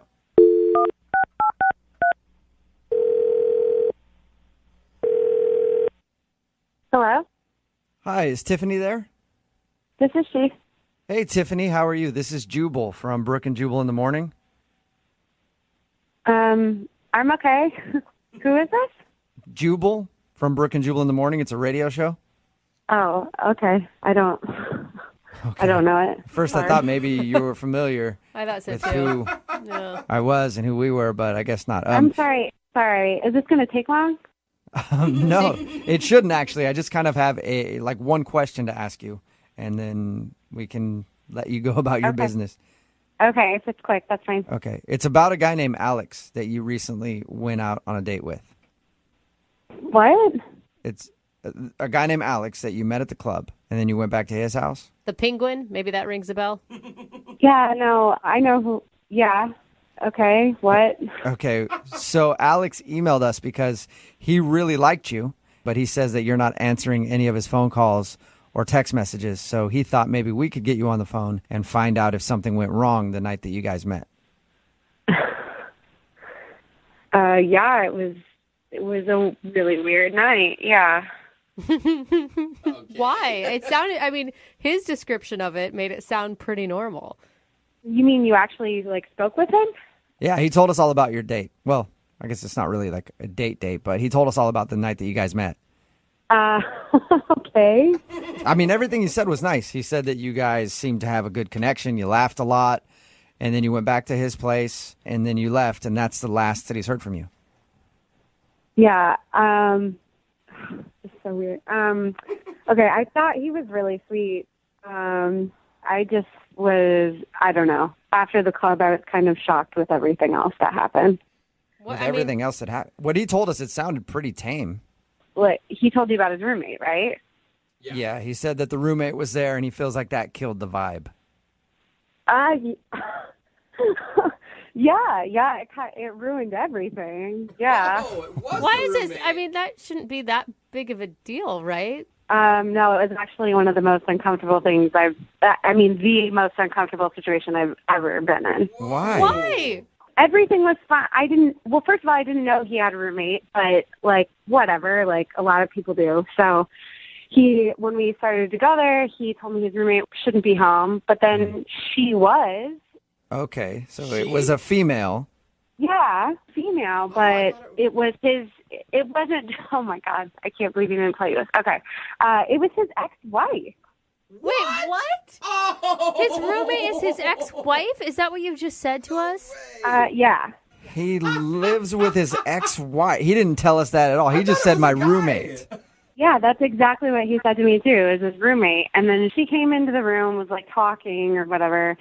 He goes to get us a beer, and she was looking at me weird. I don't know. And that's when I asked her, how long have you guys been roommates? How long have you known him? And that's when she was like, yeah, we were married for 2 years, and now we've been divorced for 3 months. Oh my And God. they've only been divorced for 3 months? 3 months. I mean, Wow. I kind of get it. Like, you're living with somebody, you get divorced, it's hard to move out. But why the hell are you bringing women back to your place if you're still living with your ex-wife? Exactly. It's because she said she wasn't going to be there, and then she was. Oh. Hey, Tiffany, I should let you know that Alex is on the phone. Are you kidding me right now? No. Hi, Tiffany. I'm so sorry that this happened. It's like a total misunderstanding. I don't think so. I think it's very understandable. How is it a misunderstanding that it's your ex-wife? I feel like that's pretty easy to understand. Yeah, kind of cut and dry. Yeah, we have an agreement, It's not a big deal. She's totally more of a roommate than an ex at this point, It's been a while.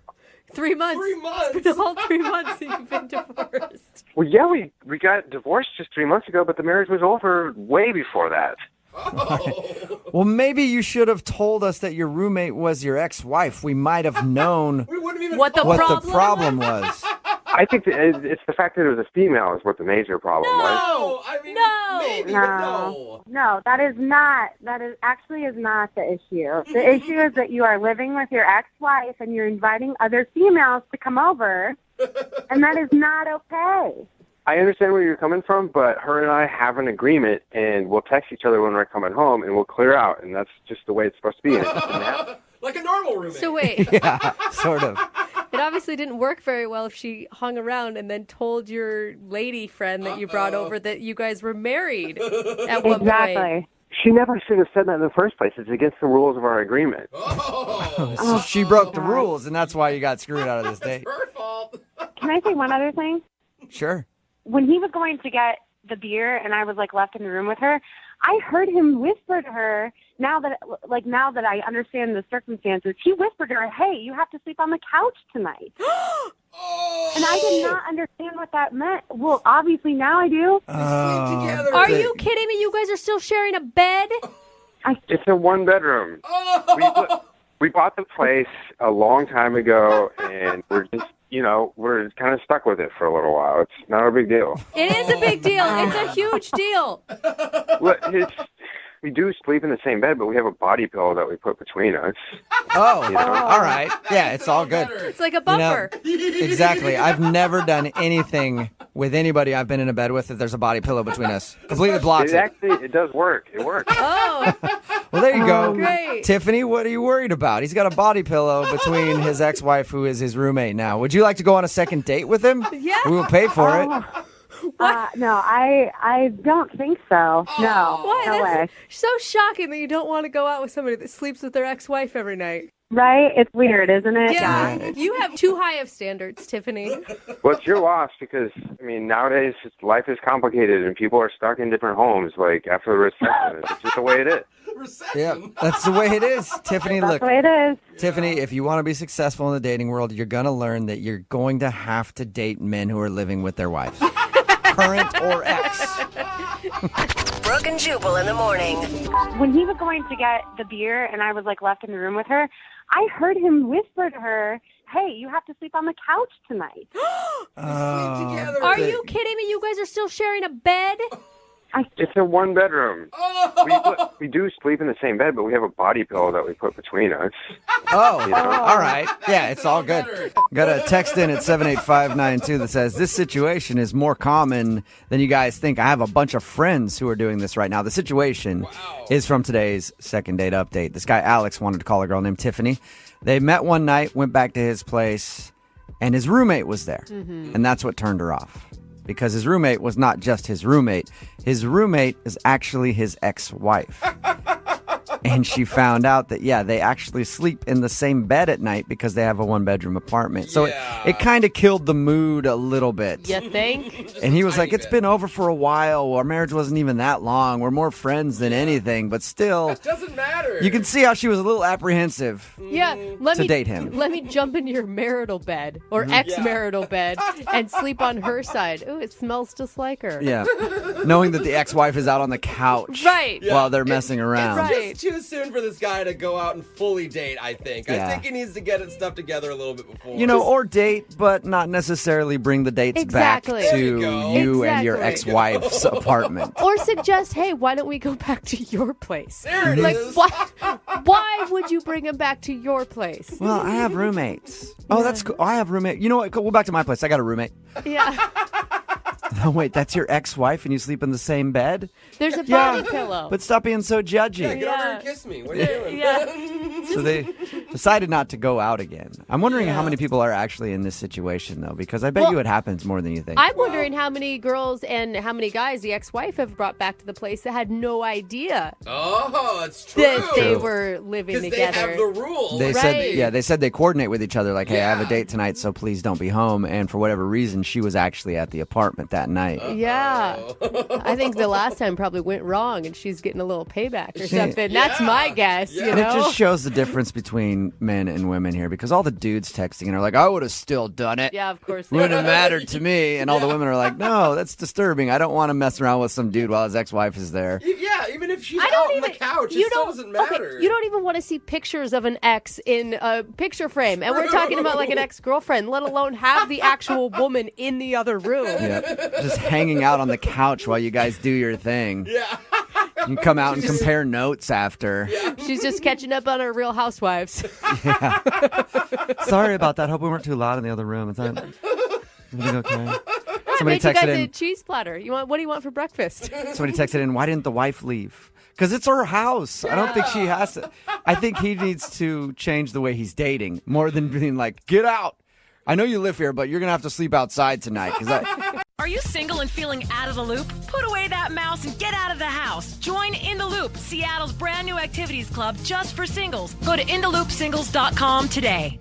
Moving 92.5. Brooke and Jubal in the mornings. Second date update. You know, this might be the first second date update we've ever done where I won't need to pay for the second date at the end of it. I didn't think of that. Between the two people if they decide to go out again. Kevin is on the phone with us right now, and Kevin wants to call a girl named Simone. The interesting part about this, though, is Kevin wasn't completely honest with her when they went out. He's very wealthy. His family's very wealthy. He comes from money, and usually that's a problem for him when he's dating because that's all that girls are interested in. Poor guy. So he tried to play it a little different this time. Kevin, you know that a lot of people are going to be texting in going, who is he? Yeah.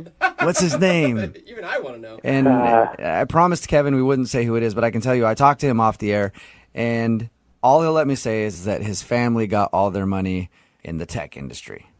Okay. And that's it. Right, Kevin?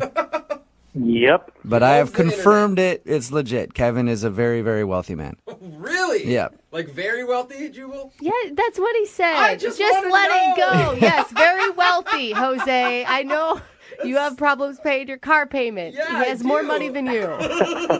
Yes, I am, Jose. That's exactly why I didn't want to tell this girl. Yeah, because that's how people act towards you, right? Like, wait a minute, you're how rich? How rich? Oh my God, like, what? wait a minute. Like, what's your monthly paycheck? Yeah. Have you ever been turned down before, Kevin? Turned down? Yeah, like denied another date. Like, you seem like a really nice guy, possibly I've handsome. never been with turned lots down of for rich. anything, ever. Nobody's ever turned me down for a date or when I wanted a car or when I wanted a plane or when I wanted to buy their business. No, I guess, it sounds really snobby to say, but I haven't. It is really snobby. I've been the one doing the turning down, Yeah. I can imagine. It's understandable. You have a problem that most people don't have. Right. I mean, you're an attractive person for anybody to date, no matter what. At this point, you guys are starting to scare me. I think y'all are going to start asking me on dates. So can we just make the phone call? Or Yes, I'll make the call. I realize it is getting a little uncomfortable. We're just harping on your money now. All right, I'm going to dial the phone number right now and see if we can get Simone on the phone. Here we go. Thank you.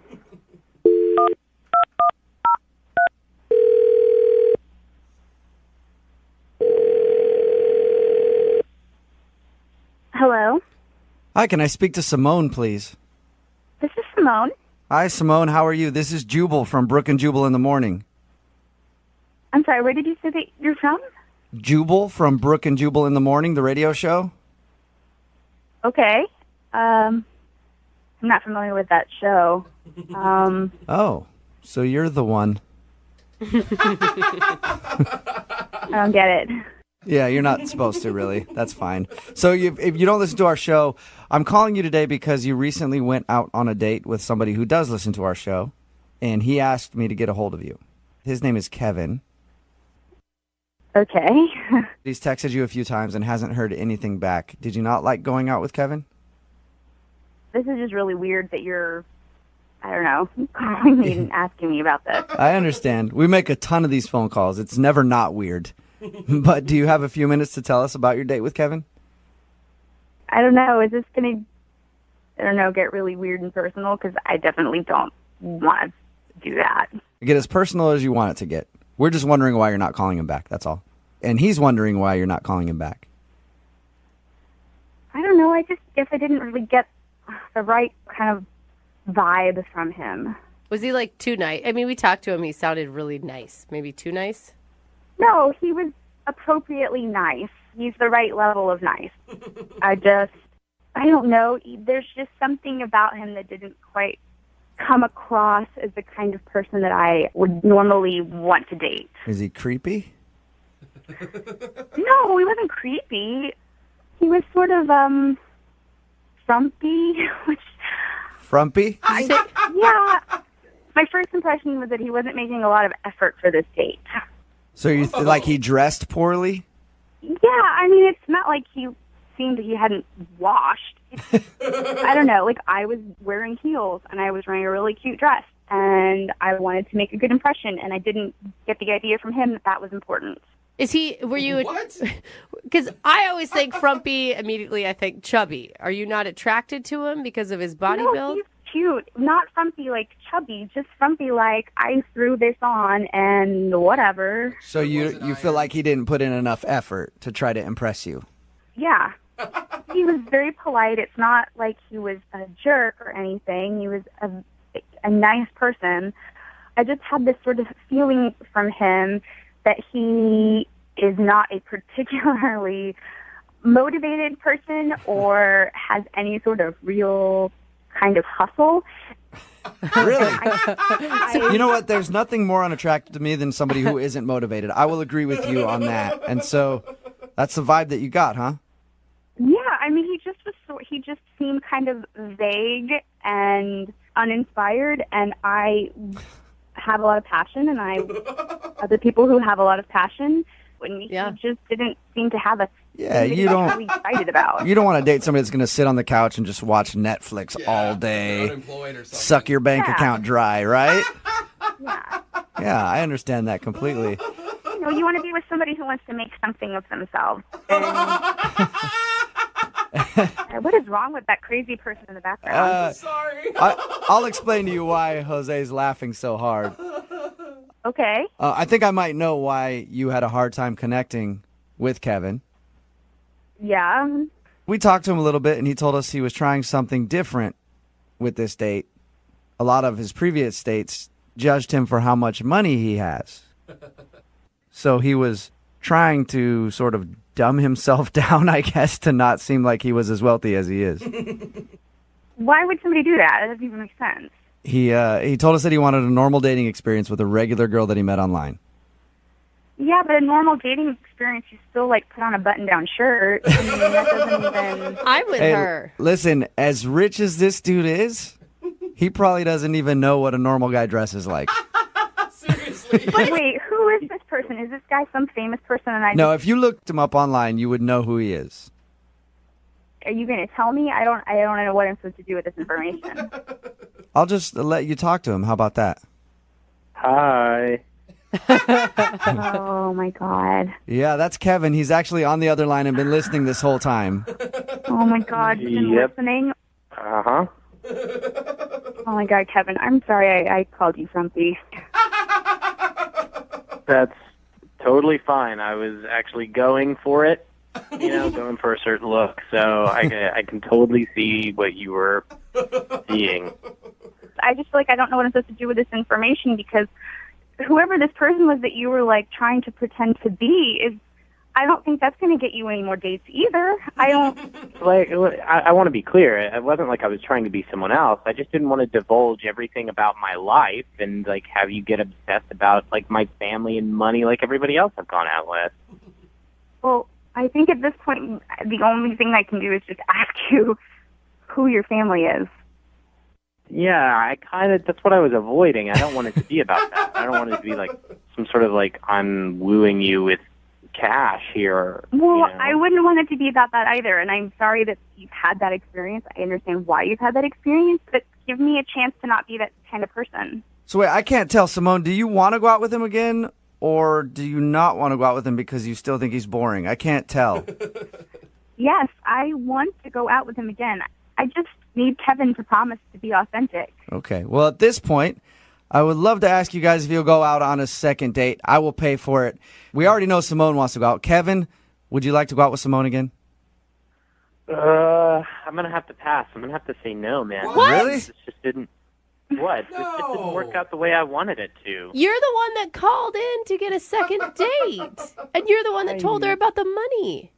I didn't say it. Jubal told her about the money. That is true. I just wanted her to know what she was missing out on by not calling you back. Why don't you want to go out with her now? It sounded like you were into it before. The whole point was to be anonymous, and now the whole thing's kind of blown up in my face. She knows who I am, sort of. And I don't know. Who you are. Yeah, she doesn't really know who you are yet. Yeah, but the money has come into the picture, you know? Okay, I think that's always going to be a problem for you, though, man. Like, you're going to have to get over that at some point. It's going to be a problem because it keeps making it a problem. Yeah. Well, now I just really don't want to go on a date with you because of your tone. I mean, you sound kind of bitchy.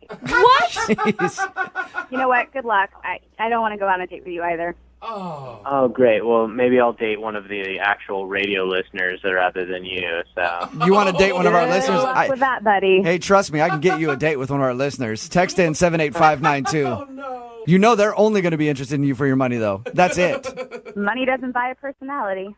Oh, yeah, but it buys a lot of other things. Moving 92.5. Brooke and Jubal's second date update. Remember, if you want a second date update, all you have to do is email the show, brookandjubal at moving925.com. We will call the person who didn't call you back. Alexandra is on the phone with us right now. She wants to call a dude named Sean. Alexandra, how are you? I'm good. How are you doing? Not too bad. Thank you for your email. You want us to call a guy named Sean today. How did you meet him? We met through friends. Okay. And they thought you'd be perfect together, and Yes, he and I have a mutual friend who thought we would, hit it off. Your email didn't say that there was anything crazy that happened. Why do you think he's not calling you back? Well, I don't know if I'm, reading into it too much, but we went out, we had a great time, and afterward I invited him back to my apartment, but not like the way that you would think. I genuinely just wanted to hang out with him. I have a roommate, so maybe get her opinion on him. did he understand that it was like just a hangout and not like indication that... Yeah, like I kind of made it clear that my roommate was home. You didn't wink at him and go, "You want to come back to my place, big boy?" Unbutton a button. So you got back to your place. Where'd you guys go first of all? We went out to dinner. To dinner, okay. And all that was normal? Yeah. Yeah, it was great. We had a really nice time. Like, we had dinner, we had a few drinks, we talked, we laughed. I just felt like we were really hitting it off, which is why I kind of wanted to get my roommate's opinion. So you took him back to your place so you could get your roommate's opinion on if you should go out with him again. And did you guys do anything there? Well, no. You know what I mean. You know what I mean. So creepy. You Your know what voice dropped. You know what I mean, Alexandra. Yes, I know what you mean. No. We got back and they met. I introduced him to my roommate, and I went into the other room to get drinks together and everything. And when I came back into our living room, the two of them were kind of laughing about something and stopped when I got in the room. Ooh, awkward. And kind of wouldn't tell me what they were laughing about. Was it one of those situations where you feel like they were laughing about you? Well, I don't know, about something that they didn't want me to be in on, that's for sure. Or at least I felt like it. I don't know. I'm kind of not sure if I'm reading into things. I hate those situations though, because it's so awkward when that happens. You walk in on a conversation you're not supposed to hear, and then they just stop. Everybody in the room knows that you just heard it, but nobody ever says anything. It's always just like, okay, that's weird. And your roommate is a good enough friend that you wanted her opinion on this guy, but she won't tell you what they were talking about even still? Yeah, well, that's what's weird about it. It's because that's not our relationship, like mine and my roommate. We are really close. You've asked her since then what you guys were laughing about, and she won't tell you anything, or she just say she doesn't remember? Well, she just keeps blowing it off. She's like, "Oh my God, I don't even know. It was nothing." Kind of like I'm being weird. So what happened after that awkward moment then? Well, she kind of abruptly had to go. After I got back into the room, she's like, "Well, I'm actually going to meet a friend for drinks now, so I can't stay," which I kind of didn't want. I had wanted her to get to know him a little bit. So she bailed, and me and Sean were together. And well, that's probably good, right? I mean, you still got some alone time with him. Yeah, I guess. I kind of wanted her to stay, though, to be that buffer, because I didn't want to, sleep with him on the first date. So we just hung out. We watched a movie, and then 15 minutes into it, he's like, "Oh my God, it's 11 o'clock. Can you believe how late it is?" Whenever somebody starts dropping that, it means they want to go. Yeah. Was it a weeknight at least? So maybe, it was late? It was Friday night, Ooh. I said that. I'm like, it's Friday night. And he's like, I have a thing early in the morning, the usual stuff that a guy would say to kind of get out of there. Yeah. So you feel like he was blowing you off at that point? Kind of, but then we gave each other a hug goodbye, and he's like, before he left, he was like, "Text me, okay?" And then that was it. Have you texted him? I tried texting him a few times, but I didn't call just because I didn't want to seem like a stalker. Yeah. Okay. And you really felt like the whole date was really good up until the meeting of the roommate back at your place. Then it all went south. Yeah. It was a total switch. I mean, we really had a great time. It wasn't like he was hesitating about coming over to hang out with me. He didn't say he had anything to do or anything. So I just was kind of like, did he go meet my roommate? Oh, you think maybe... Oh, yeah. Rendezvous. that like they were laughing about like let's meet up, and then she left, and then he left shortly after? I mean, I don't want to. I'm hoping that I'm just being paranoid, Mhm. but that's, I think, kind of what I'm wondering. All right. Well, we'll play a song, come back, call him, and get your second date update, okay? Okay. All right. Moving 92.5. Brooke and Jubal in the mornings. Second date update. If you missed the first part of the second date update, Alexandra is on the phone right now. She wants us to call Sean this morning. They had a lovely date, went to dinner, ended up going back to her place so that he could meet her roommate because she wanted her roommate's opinion on him. She left the room at some point, came back, and they were laughing about something. Then her roommate left. They sat on the couch to watch a movie for a little while. Then he left. Her theory is that maybe they had a deal to hook up somewhere else, and they went to go meet each other. Alexandra, if your theory is correct, and we find that out right now, what are you going to do? Well, I mean, that'll really suck because I will have lost a friend. I mean, I consider her a really close friend of mine, and if that's true and now they're, like, hooking up, then, I mean, I can't really live with her anymore. So you'd be mad at that? You'd be mad if that happened? Yeah, I hope you're wrong, too. That would suck. You'd have to find a new living situation just because of a date. Has she ever flirted with a guy before that you've been into? Never. Like, that's why I just think maybe I'm hoping that I'm paranoid because this has never happened. Okay. All right, well, I'm going to call him right now, see if we can get him on the phone and find out why he isn't getting back to you, okay? Okay. Here we go.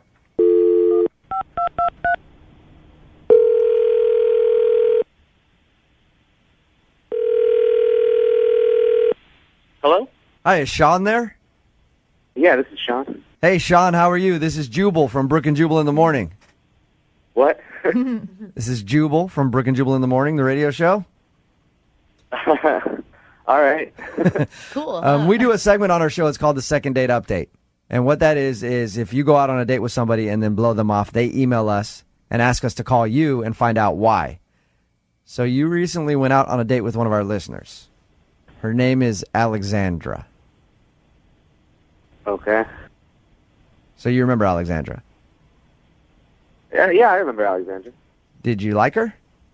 Yeah, she was a really sweet girl. Okay. Do you want to go out with her again? Because she says she's tried to text you and you haven't responded. It's nothing personal. It's just, So there is a reason that you don't want to go out with her again, other than just not liking her. yeah, I'd rather not get into it, Sean, I'll get you off the phone real quick. I know that, you probably have stuff that you need to do. But can you answer just one question for us? All right. Okay. Alexandra says that you were sitting there with her roommate. She came back into the room, and you guys kind of stopped talking about whatever you were talking about. And then her roommate left to go somewhere, and then you left shortly after. Did you go meet her roommate? Is that what she said? No. That's what what she said. I did not go on a date with a roommate. Oh, all right. Because that's what she thought had happened. She thought that you guys maybe had planned to go meet up somewhere else. Not that sort of guy. So. Okay. Is the reason that you don't want to go out with her worse than that? How can it be worse? I don't think so. Okay. Nothing bad. If she was already thinking that, then she was thinking something horrible. Yeah. So if what you actually have to say is not that bad, then why not just tell us? She wants to know. Well, I mean, I just had a conversation with the roommate. She told me what the real deal was. The real deal? What's the real deal? She just was saying things like, you better treat her right after this. I hope you're the right guy for it. You seem nice. This sort of thing. You know what I'm saying? Okay, I get really annoyed when that happens. Are you that type of dude too? Like when I go over and meet someone's new friend, they're like, "You better treat my friend right." I'm like, "Shut up." Yeah. Like You're not going to do anything. It really bugs me. Yeah. So did that just turn you off right there? And you're like, "All right, she's got one of those friends," and you didn't want to call her again? It was a little bit more than that. I mean, she said she'd never been with a man before. What? What? That's Hey, what her roommate said. That I should treat her nice because it was going to be her first time. What?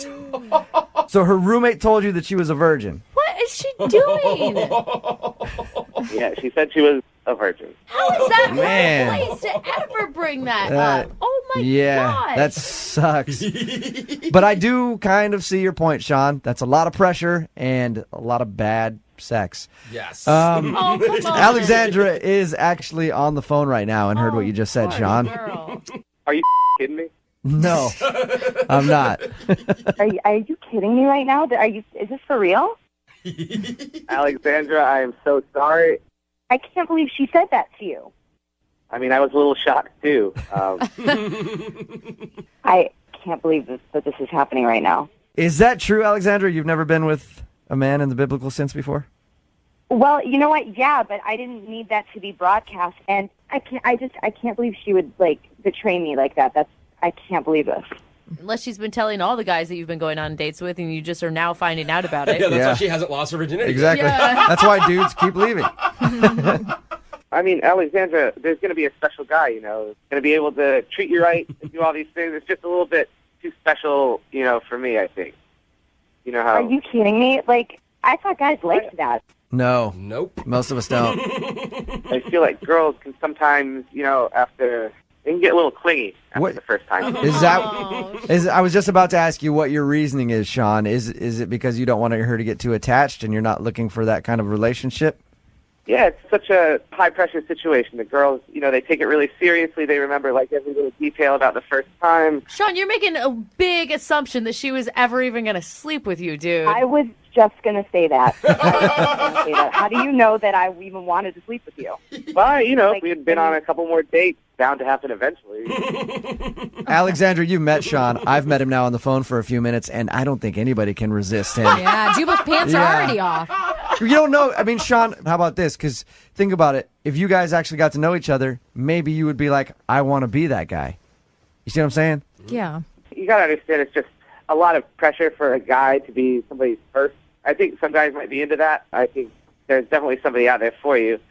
It's just a lot of pressure for me. I was looking for something maybe a little bit more easygoing, at least at first. Yeah. Easy going. Yeah. Are you kidding A little me? easier of a conquest, I think. Sean, would you like to go out on a second date with Alexandra? We will pay for it.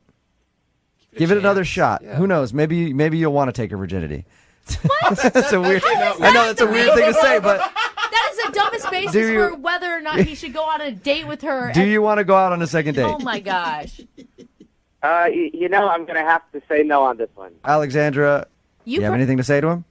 I wouldn't want to sleep with you if it was something that you, didn't want to do either. I would, you know what I mean? It wouldn't even get that far, but you kind of just abandoned it right away without even speaking to me about it and assuming that I was going to just cling to you like some stalker or something when you just didn't even you didn't even give it anything a chance.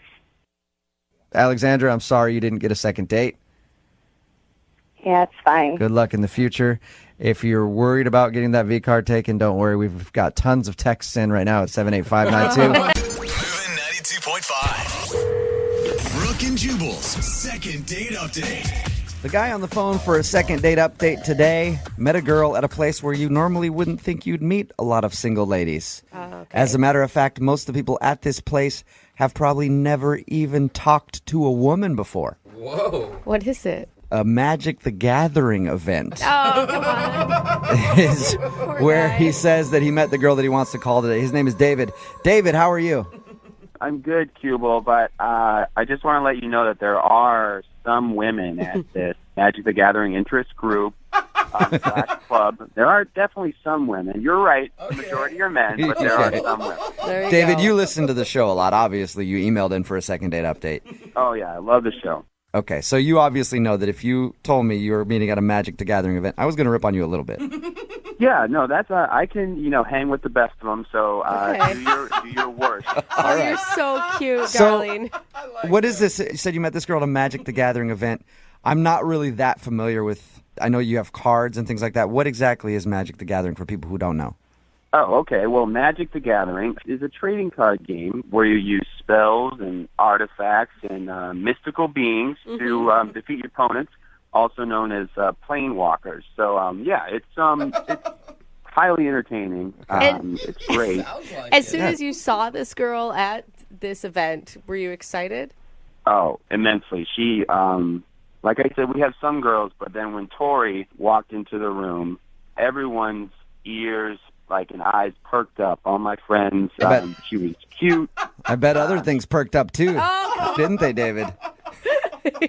Well, let's not hit below the belt there, Jubal, okay?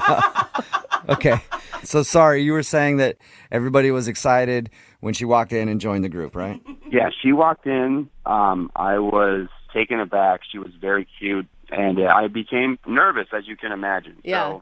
So, but she kept coming over, though, to watch me play, and I ended up asking her out. Nice. And so you're emailing in for a second date update, so I'm assuming she said yes. What magical land did you guys meet at for your date? That's a very funny quip there, Jubal. So, Thank you. yeah, we actually went to a bar, and things I thought went incredibly well. We got deep into conversation about, our hopes and our dreams, and it was just a very pleasant evening. I mean, that sounds really deep for a first date conversation. So she was obviously reciprocating the great feelings that you were having. Yeah, very much so. We actually, so much that I invited her back to my apartment. Oh, nice. Was your mom asleep and stuff, or? You're such a jerk.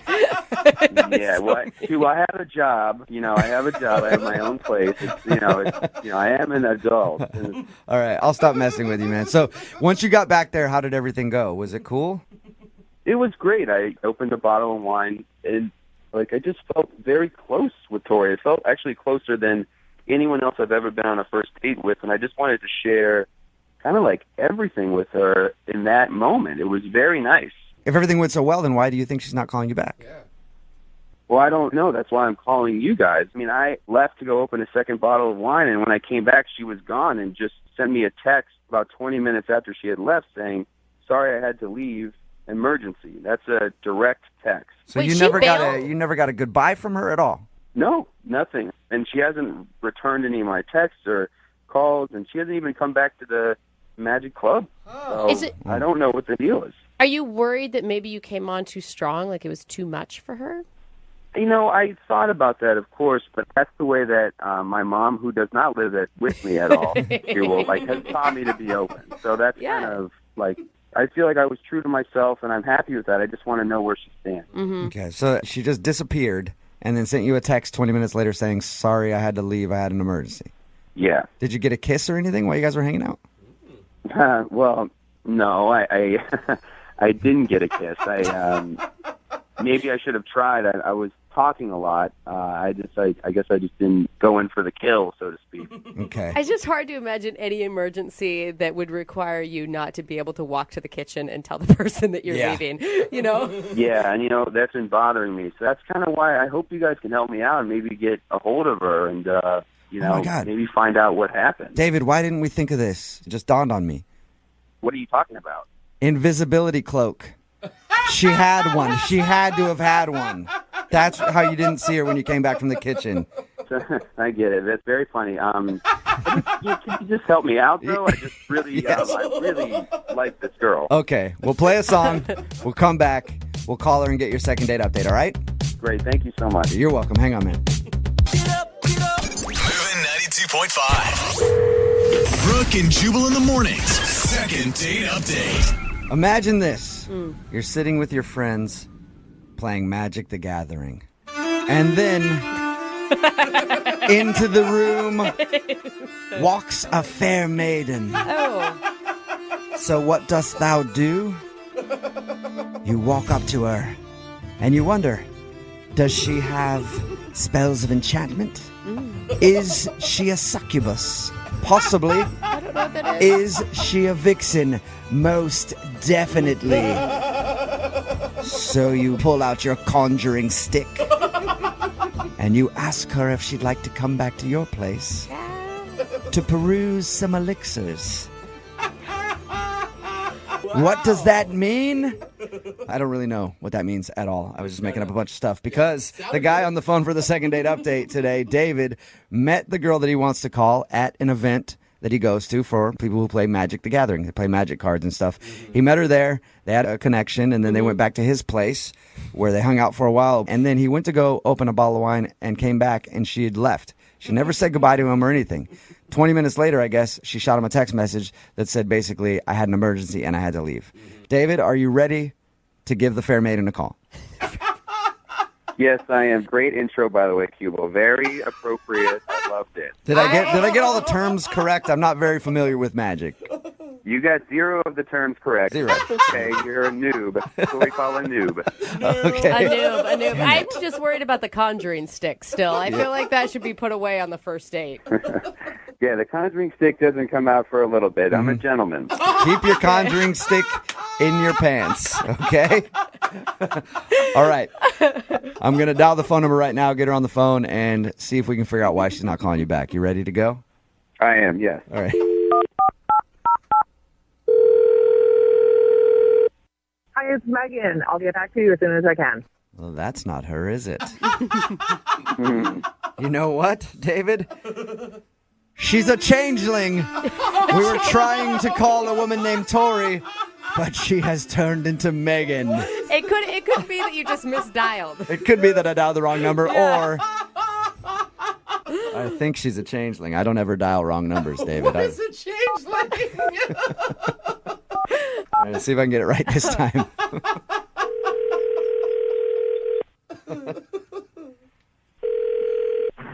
Hello? Hark. Who's this? Stop it. Hello? Hi, may I speak to Tori, please? Yeah, this is Tori. Hey, Tori, how are you? This is Jubal from Brooke and Jubal in the Morning. Okay. Hi. What's going on? Do you listen to the show? Once in a while, yeah. Perfect. Well, guess what? Somebody emailed us about you. Oh. What'd they say? Well, they said that you're a great person and they really liked you a lot, but now you're not calling them back. Apparently, you went out with a guy named David. Oh, God. Okay. So David emailed us and told us about meeting you and your date and how you kind of just bailed in the middle of the whole thing and shot him a text that said you had to leave for an emergency. Yeah, that was kind of that was it. I just haven't gotten back yet. But come on, there's no emergency. You don't just leave. What do you mean? Like, was there actually an emergency that you couldn't actually walk to the kitchen and tell him about? I mean, I felt like the best thing to do is to go. You said a second ago that you haven't gotten back to him yet. Were you planning on getting back to him? That doesn't sound like a yes at all, Tori. Yeah, I don't know. I don't know. I guess not. So why not? Did you just not like him? Well, he was really nice, but I don't know that we really clicked. Why would you go back to his apartment then if, like, things were not clicking, you know? Well, I kind of thought they were, and then when we were there, I realized it was not as much of a match as I thought. Why not? I got there was just sort of a weird moment. I got, to be honest, a little weirded out, so I left. I would only leave a date like that if I was actually scared. Yeah, you could say I was scared. Whoa! All right, well, how did he scare you? What did he do? Okay, so basically, we were having a really nice time, and, he was telling me really nice stuff that he'd never felt this way before on a date, and it was really nice. And then he told me he felt so close to me that he wanted to show me something. You wanted to show? Okay. What did he want to show you? Because where my mind's going is not good at all. That's where my mind went, too, and I wish it had been that. But instead, he reached under his bed, and he pulled out this box. Okay. What was in the box? Well, he went to the kitchen to go get more wine, right? And I was curious, like, what is in this box? So while he was in there, I opened it, and in the box were all these framed pictures of himself naked. What? And did you just say naked framed pictures? Of himself? Yeah. Also, some of them were, like, with him naked with a bunch of other naked people. Weird. Yeah, it definitely weirded me out, and I was like, I don't know what's going on here. Is this guy a total creeper? Like, yeah. So he was gonna. He said he was feeling really like good about the date and meeting you, and he wanted to show you naked pictures of himself. Apparently. Yeah. So I instantly freaked and was like, I got to get out of here. What was he doing in the pictures? Like just standing there naked or trying to be sexy? I didn't really look at them long enough to know exactly what he was doing. I just saw him like naked, saw a naked bunch of friends. I don't know what they were doing. Glad you got out of the situation. Sounds kind of creepy. But aren't you curious why he was going to show you naked pictures like that? I mean, a little curious now that I'm safe, but at the time it was like alarm bells going off. Yeah. Perfect. Now that you're safe, I'm going to let you know that he's actually on the phone listening, and we get to ask him right now. What? Yeah. Are you kidding me? No. Hi, Tori. It's Oh, David. God. Tori, please don't hang up. Don't go anywhere. There's a very good explanation. I'd love to hear it. It's a little personal, but now that everything's out there, I might as well explain myself. I wanted to show you those pictures because that's actually me and my family. What? My family? What? Your Yeah. explanation did not help you at all, David. Why do you have naked pictures of you and your family? My family practices nudism. It's a real thing, and we just believe the human body is beautiful. It's actually not a bad thing. So we're not as freaked out about the human body as maybe the rest of society is. Obviously, I moved away, and I don't practice anymore like amongst everybody else. But when I go home, I do still practice nudism with my family. Why do you take pictures of it? That's so Yeah, weird. and why were you going to show me that? Why would I want to see that? Well, we take pictures because that's just, our family's always naked, and we want everything like a clothed family would want. I still don't get why were you going to show me that, though? I mean, I wanted to show you because, Tori, I felt so close to you on our date. I know it would make me seem a little vulnerable and maybe seem silly, but I wanted you to know about me and, all of me, so to speak. it was a first date. How is that appropriate for a first date? I know. I know. It seems silly now because it obviously didn't go very well. But I was having such a nice time, and things were moving very quickly in a way that I was, I can't. very happy. No. He just felt so close to you. He just wanted to show you his mom and dad with no clothes on. Oh my God. Hey, at this point, Tori, I would love to ask if you'll go on a second date with David. We will pay for No. it. I'm sorry, but no. Can you Sorry, that's imagine too weird. the first dinner to meet his parents? Yeah. Well, Tori, I think, is there any way to reconsider? I'll No, take things I'm sorry. slower. You seem like a really sweet person, but no, I can't. I'd love for you to at least come back to, the Magic Club, and I'll show you how to become better. I'll show you some of the secrets, at least, of becoming a better player. Oh, no, I don't want